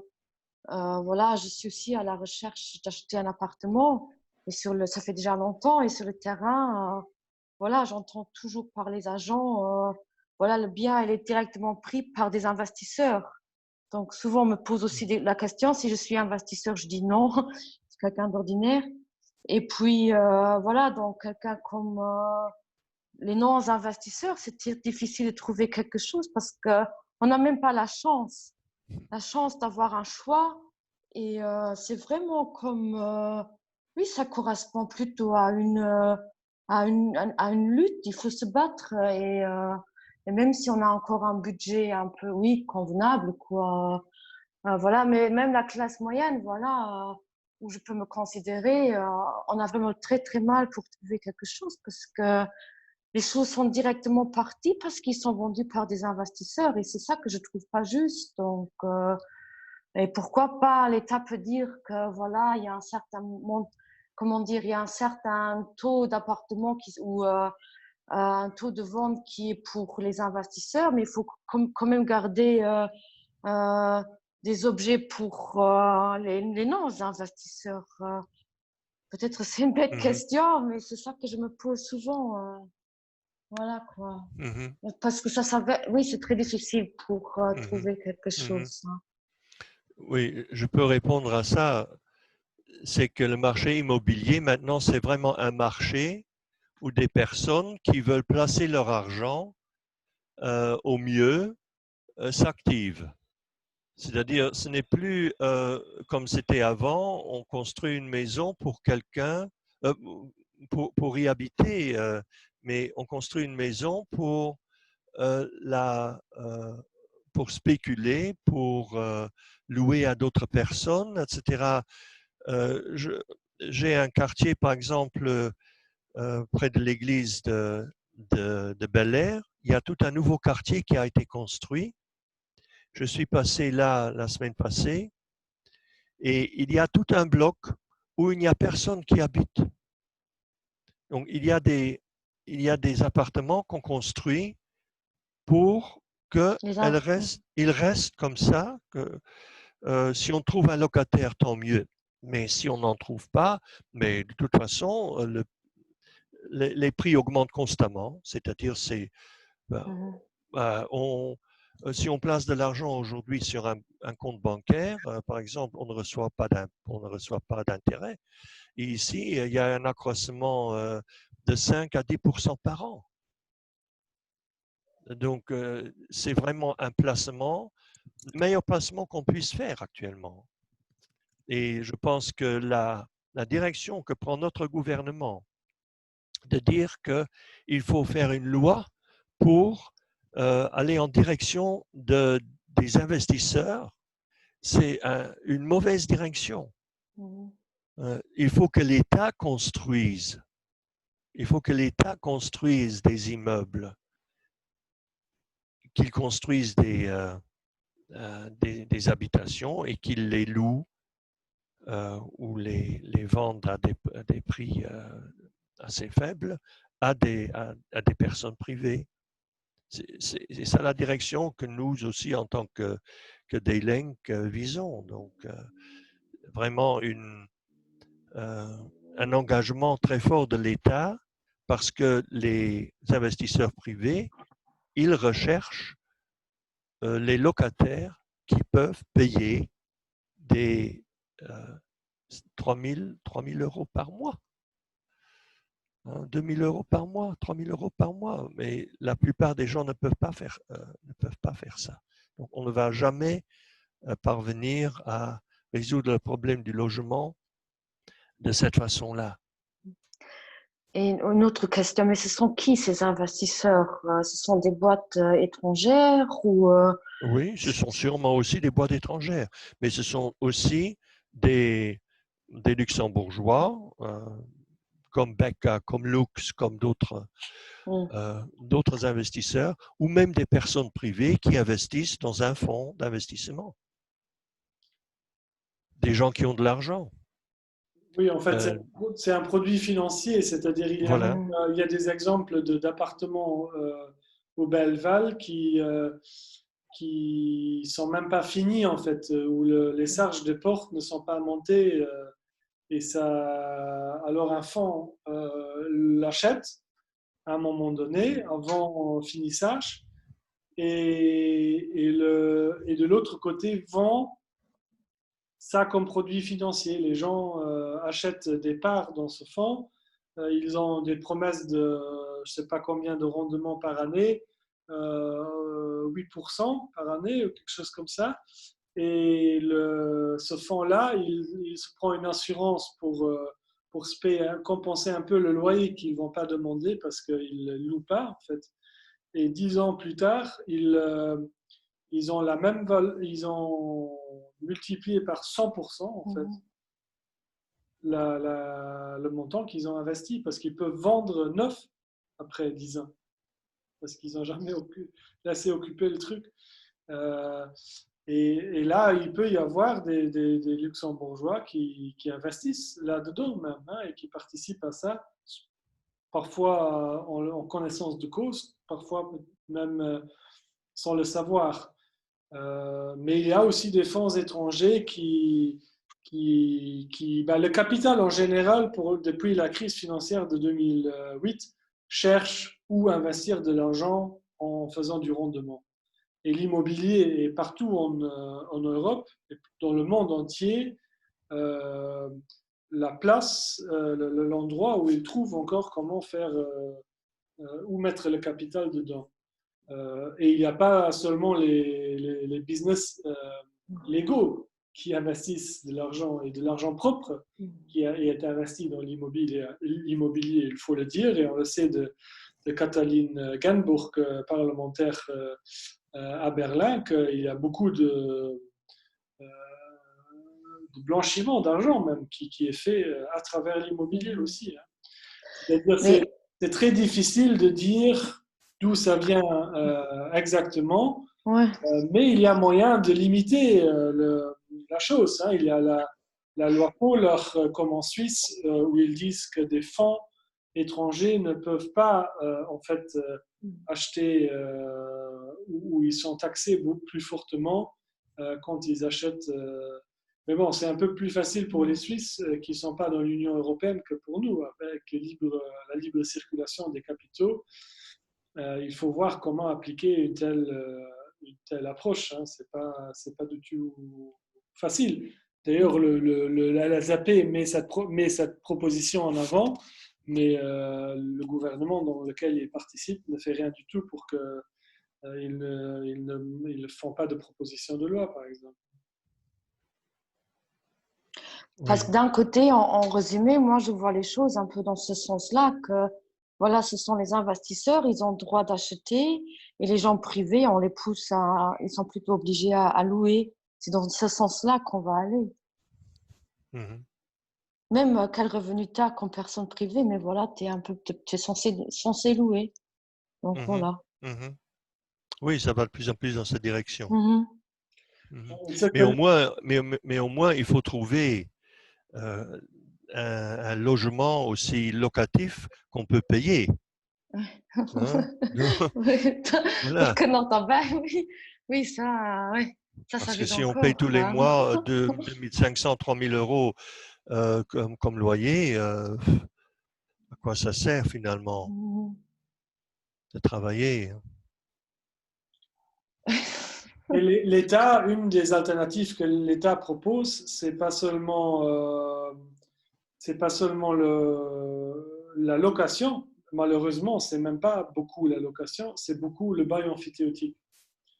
Et le bail amphithéotique, en principe, je crois qu'on peut être d'accord avec le principe que le terrain n'est pas une marchandise avec laquelle on fait de la spéculation, mais dans un pays où 75% sont des propriétaires et chaque fois aussi propriétaires du terrain, c'est injuste et ça creuse les injustices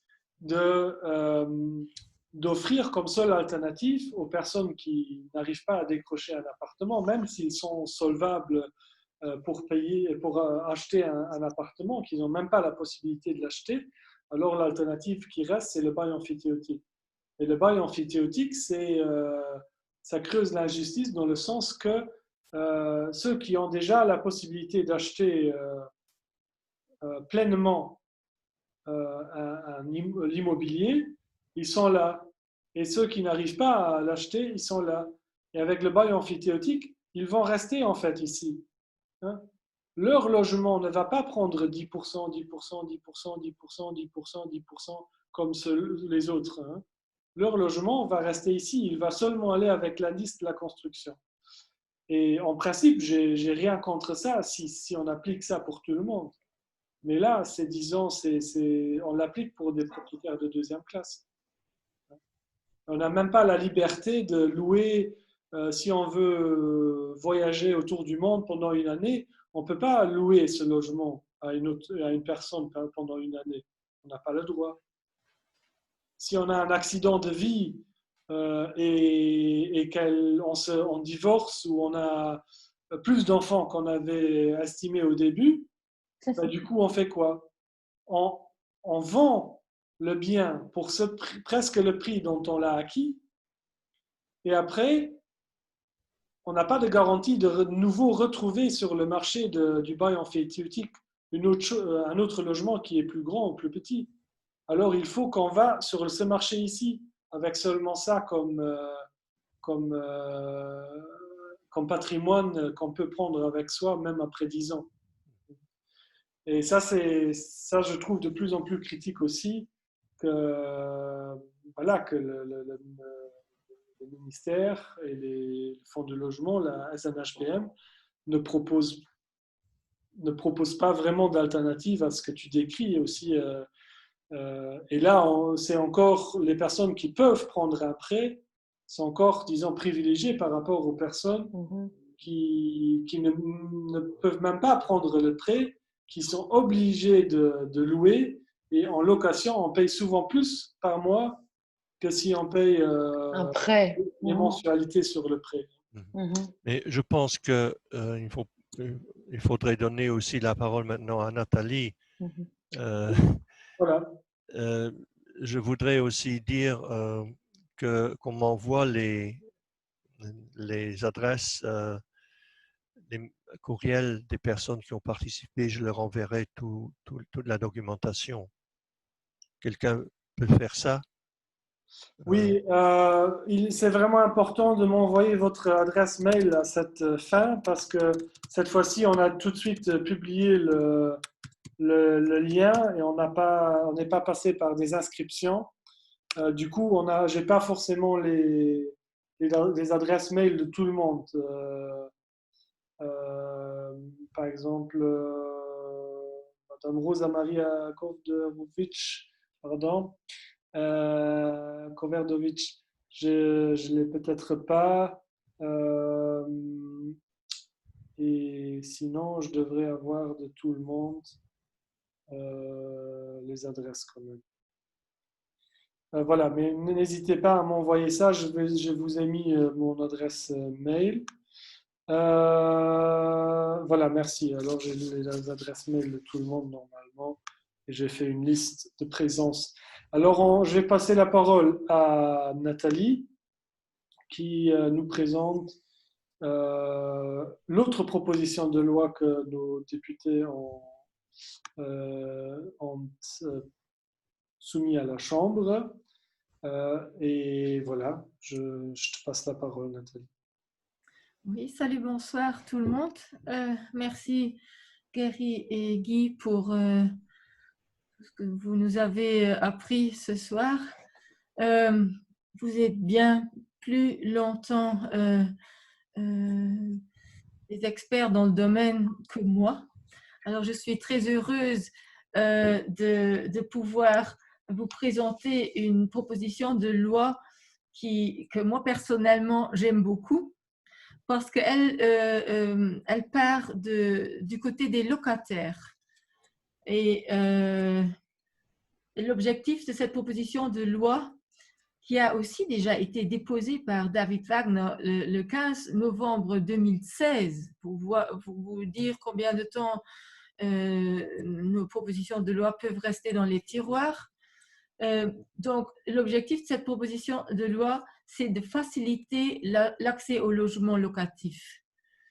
Quand maintenant, je veux aller louer un bien, un appartement, une maison, un studio, en général, je dois payer, pour commencer, 5 mois de loyer.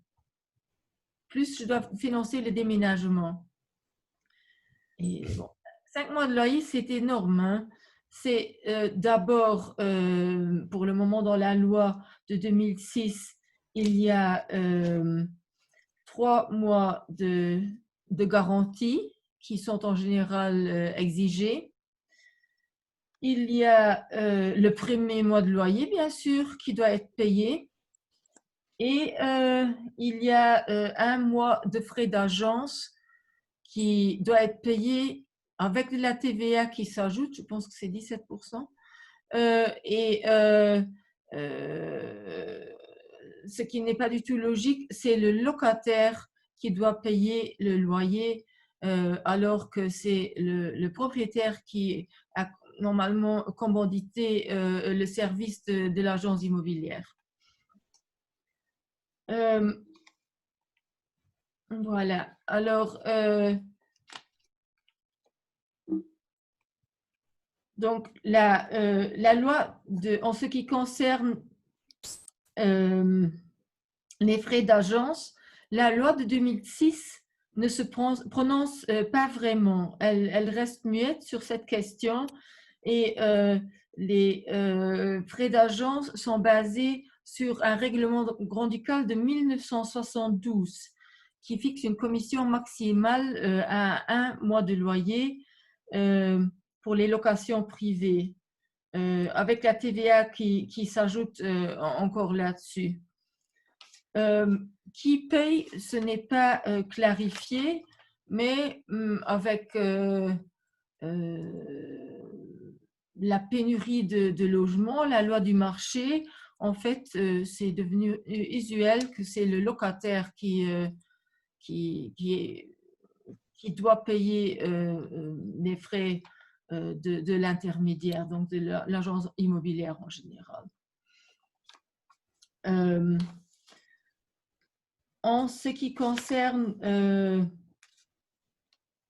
la garantie locative, elle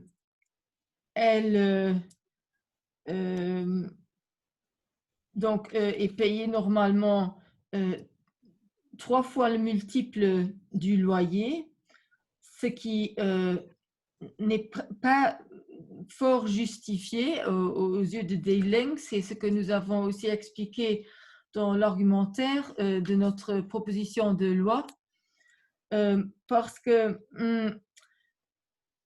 pourquoi est-ce qu'une garantie locative est demandée? Elle est demandée pour garantir le paiement du loyer, ce qui ne se justifie pas très fort parce que le paiement du loyer est déjà garanti par le contrat de bail. Parce qu'une fois que le locataire ne paye pas, le propriétaire peut le mettre dehors. Déjà, après une fois qu'il n'a pas payé, il peut résilier le contrat ou commencer une procédure.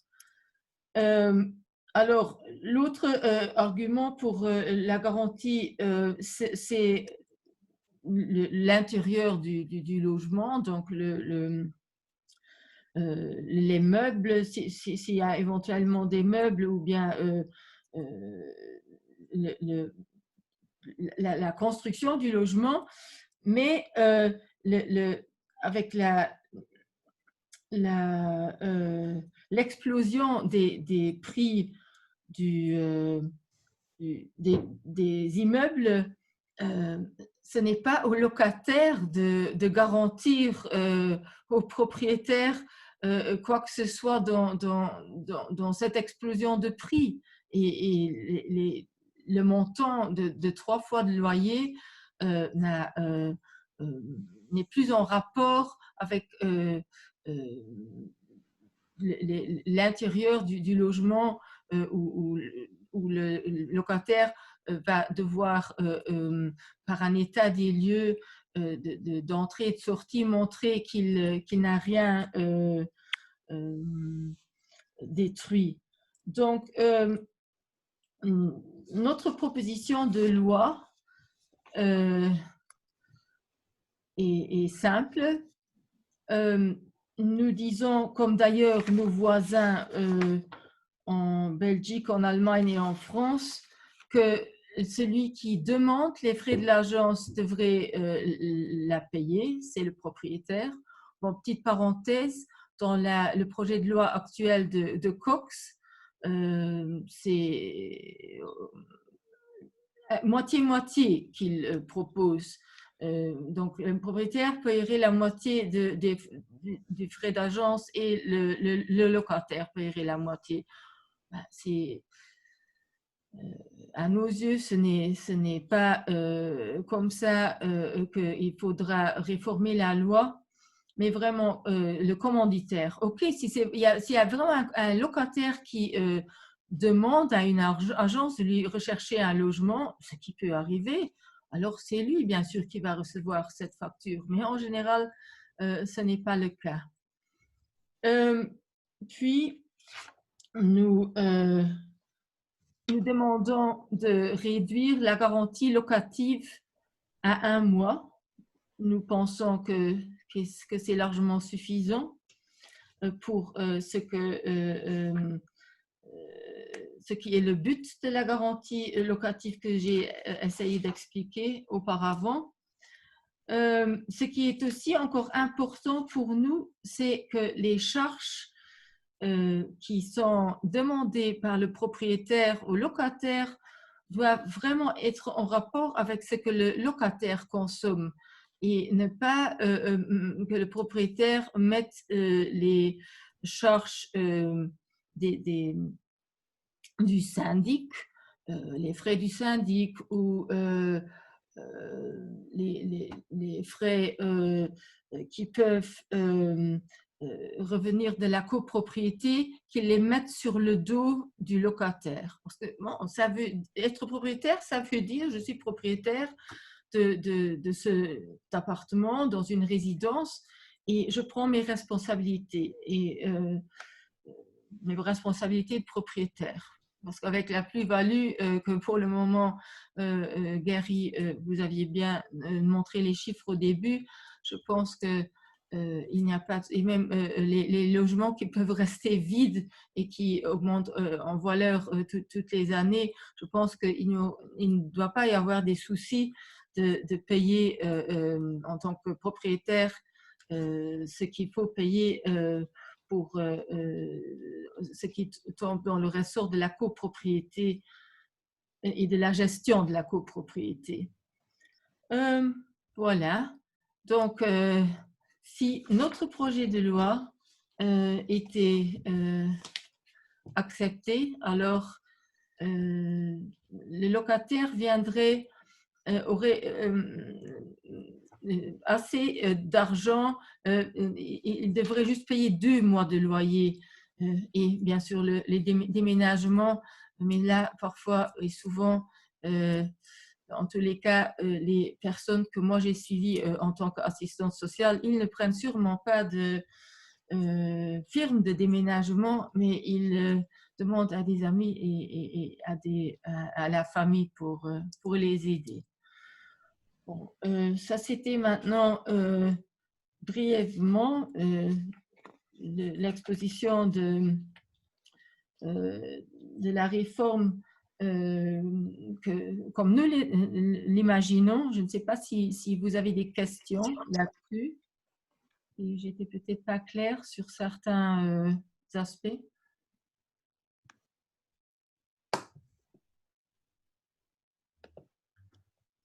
Est-ce qu'il y a une question par rapport aux cautions et aux frais d'agence à poser à Nathalie? N'hésitez pas. Oui, Stéphanie. Bon, je ne sais plus les détails, mais est-ce qu'il y avait aussi, si on ne pouvait pas payer la caution dans le temps, est-ce qu'il y avait aussi moyen de demander une garantie bancaire? Tu penses à la garantie de l'État, peut-être? Non, c'était par la banque. Que la banque, elle pouvait, comment dire, la banque, il y avait aussi une formule où on pouvait passer par la banque.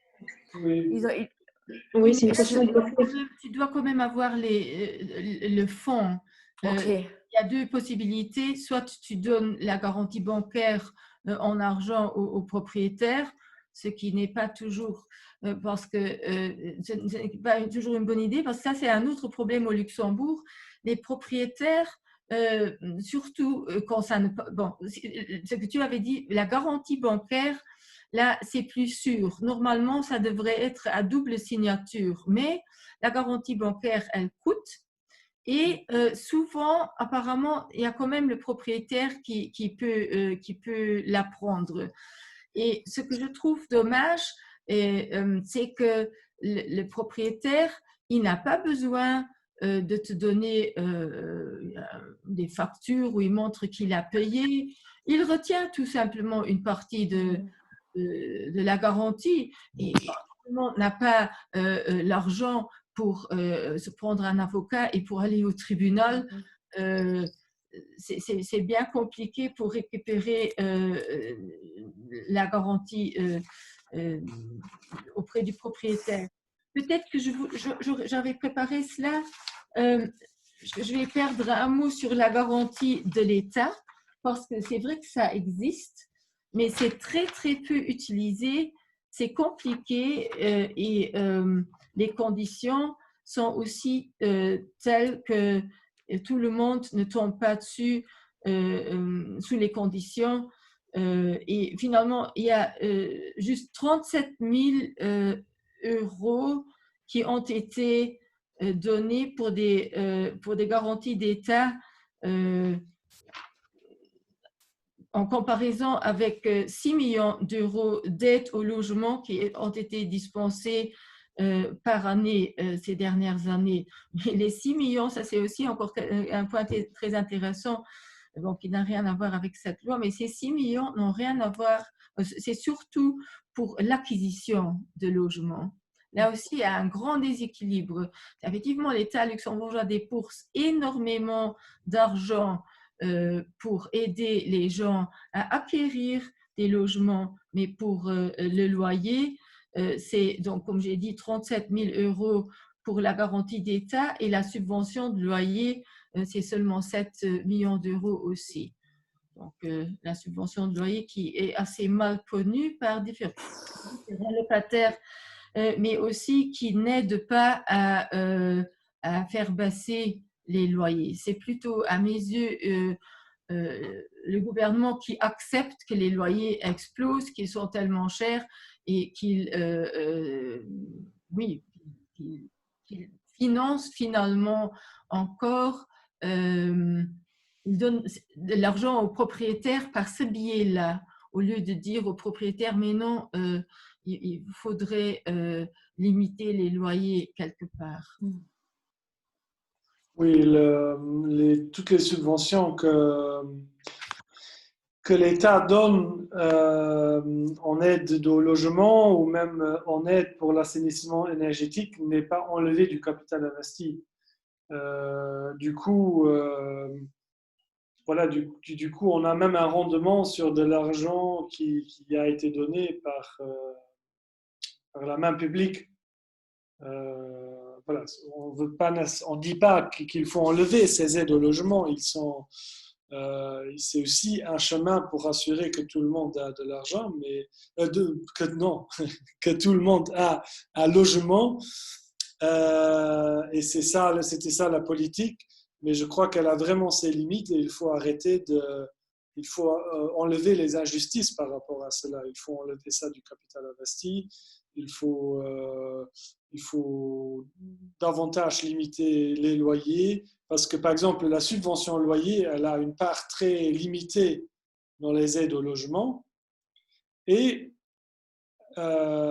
si le loyer n'est pas vraiment limité, ces aides reviennent aussi dans les poches des propriétaires parce que les propriétaires, du coup, ils peuvent encore demander plus de loyer parce qu'ils savent que les locataires, ils ont 100 €, 150 € de plus par mois, du coup. Alors, ce n'est pas vraiment une aide pour eux si les prix évoluent et continuent d'évoluer. Voilà, on est arrivé à la fin de tout ce qui est présentation. Pardon, c'est vraiment, ça fait beaucoup pour un format de 2 heures et un format Zoom peut-être. Le volet sur la sobriété énergétique, je vais pas le présenter ici. Ça va prendre trop de temps, mais je vous mets le lien sur notre site internet pour écouter la conférence de presse qu'on avait il y a une semaine. Parce que là, le message principal, c'est aussi de dire que il faut soutenir avec des subventions surtout ceux qui ont le plus besoin de soutien et qui habitent les logements qui ont le plus besoin d'assainissement énergétique. Et pour l'instant, ce n'est pas du tout ciblé en fait le programme Primhouse, mais c'est un peu, j'envoie la brochure avec plein de subsides dans la nature et dont je propose à tout le monde et je vois qui va bouger. Et ça va sûrement être, la probabilité est forte que ceux qui ont de l'argent déjà pour investir dans un assainissement énergétique, qui vont d'abord trouver l'information,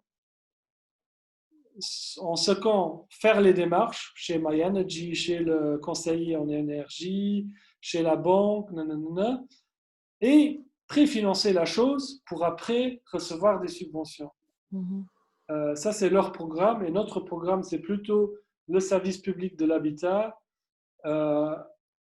identifie les maisons prioritaires, fait des démarches proactives avec les communes, avec les offices sociaux, avec les acteurs de la gestion locative sociale pour trouver les maisons et les personnes qui ont le plus besoin de réduire leurs charges énergétiques et pour améliorer le confort dans leur logement. Et même les locataires peuvent aborder ce service public de l'habitat pour lui dire est-ce que vous ne pouvez pas une fois parler avec mon propriétaire pour qu'il envisage de faire cela, pour que mon logement est mieux isolé, pour que j'ai moins de charges énergétiques et tout ça. C'est pas le locataire qui va directement chez le propriétaire ou rarement pour demander tu ne voudrais pas investir 200 000 euros pour que je loge mieux. Mais s'il y a un service public de l'habitat qui le fait avec les bons arguments, les probabilités sont plus fortes en tout cas. Voilà, regardez ça en détail si vous avez le temps. Là aussi, je crois sur le site internet, il n'y a pas le dossier de presse qui est publié. On va vous l'envoyer aussi par mail avec la documentation de Guy et la documentation la présentation que je vous ai présentée. Est-ce qu'il y a des questions ou d'autres revendications dans le logement que vous voulez aborder ou d'autres retours par rapport à la formation? C'est le premier essai pour cette formation sur nos propositions politiques. Et on va répéter cette formation en septembre. Et voilà, s'il y a des idées, comment rendre ça plus accessible, n'hésitez pas à nous faire des propositions par rapport à cela.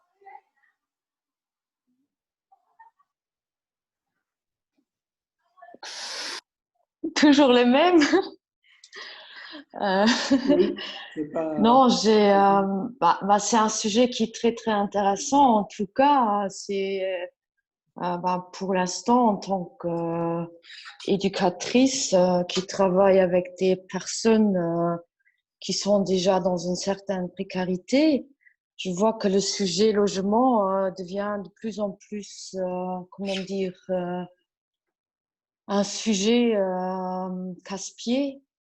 En tout cas, pour l'instant, voilà, les gens, voilà, les monoparentaux qui sont en train de chercher quelque chose pour eux-mêmes et les enfants, ils ont vraiment du mal. Ils prennent leurs revenus et ils regardent ce qui est demandé au marché au niveau des loyers. Donc, le calcul est vite fait.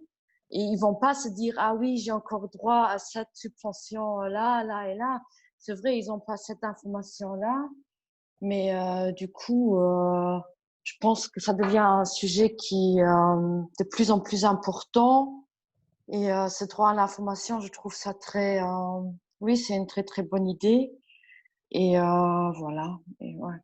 Non, je pense qu'il y a encore beaucoup à faire au futur parce que cette pénurie de logements, elle fera de plus en plus, même pas les couches sociales un peu plus pauvres, mais voilà aussi la couche moyenne.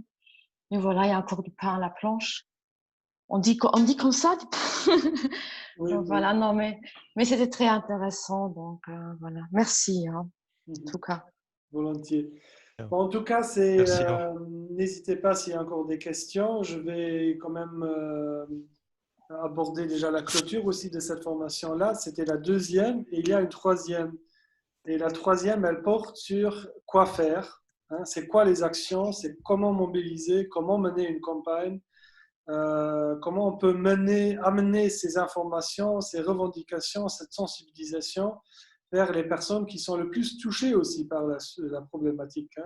Comment on peut l'amener au public dont tu as parlé, les familles monoparentaux, qui n'ont pas le temps de se taper encore 2 heures le soir après avoir géré le boulot, les enfants, tout seul avec le ménage. Voilà, juste pour donner l'exemple. Et c'est ensemble qu'on va réfléchir ça. Ce sera plutôt début septembre qu'on va mener aussi cette formation-là. Mais je vous dis déjà 2-3 choses par rapport à des actions, disons. C'est que le 26 septembre, il y aura probablement 2 manifs en parallèle au Luxembourg par rapport au logement. Une à Esch, organisée par le collectif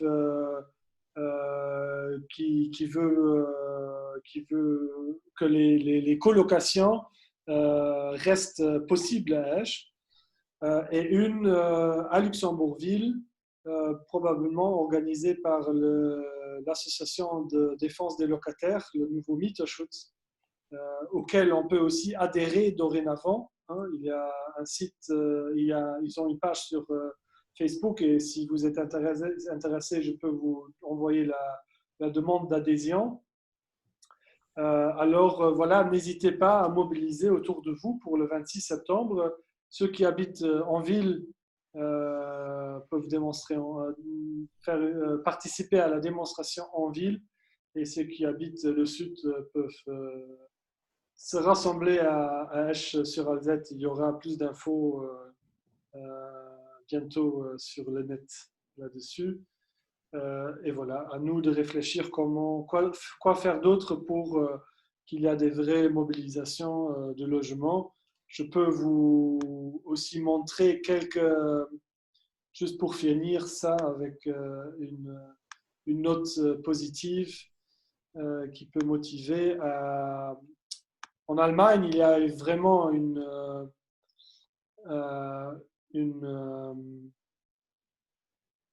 un mouvement pour le logement. Hein. Si on arrive à produire des images comme ça à Luxembourg, à 2 villes en parallèle, je crois qu'ils commenceront de comprendre qu'on ne peut plus continuer comme ça. Là, c'est une démonstration qui avait lieu le 2 juin 2018, mais ça continue en fait. Hein. Là, c'était à Berlin. Et finalement, il y a tout le mouvement qui s'appelle Recht auf Stadt. Et là, vous pouvez vous inspirer aussi. Et il y a déjà un peu un embryon de cela. Il y a déjà une initiative Stadt, je crois, elle s'appelle, qui a organisé déjà une conférence qui dit que voilà aussi les grands projets de PAP et tout ça, les citoyens doivent participer à cela, et on peut pas laisser ça aux promoteurs et aux fonds et aux spéculateurs. Voilà, sur ça, je finis cette formation. Je ne vois plus d'autres questions. Je voulais ajouter une chose. Oui, si les gens ne se mobilisent pas, il n'y aura rien qui va changer. Oui, tout à fait. C'est essentiel. Parce que ce qu'on fait maintenant, on l'a déjà fait en 2008. Toutes les lois, etc., tout ça a déjà été fait en 2008. Et rien ne s'est passé. Les lois n'ont pas été appliquées. C'est ça le grand problème. S'il n'y a pas de mobilisation, les gens qui sont dans la rue, il n'y a rien qui va changer. Ouais. Et c'est pour ça qu'il faut la solidarité entre les locataires, mais même entre locataires, propriétaires et propriétaires. Et c'est ce qu'on envisage avec notre campagne. Et elle va être lancée en automne, et on continue les préparations avec ces formations-ci et autres. Et voilà, s'il y a des questions qui viennent par après, n'hésitez pas à m'envoyer un mail. Et je vous souhaite alors une bonne soirée et un bon été, et on se revoit en septembre plus tard. Salut. Salut. Salut. Merci. Salut. Salut. La journée, c'est déjà noir chez toi, Vassilis. Hein? Ici, c'est toujours le soleil. Hein? Oui, je m'en rends compte.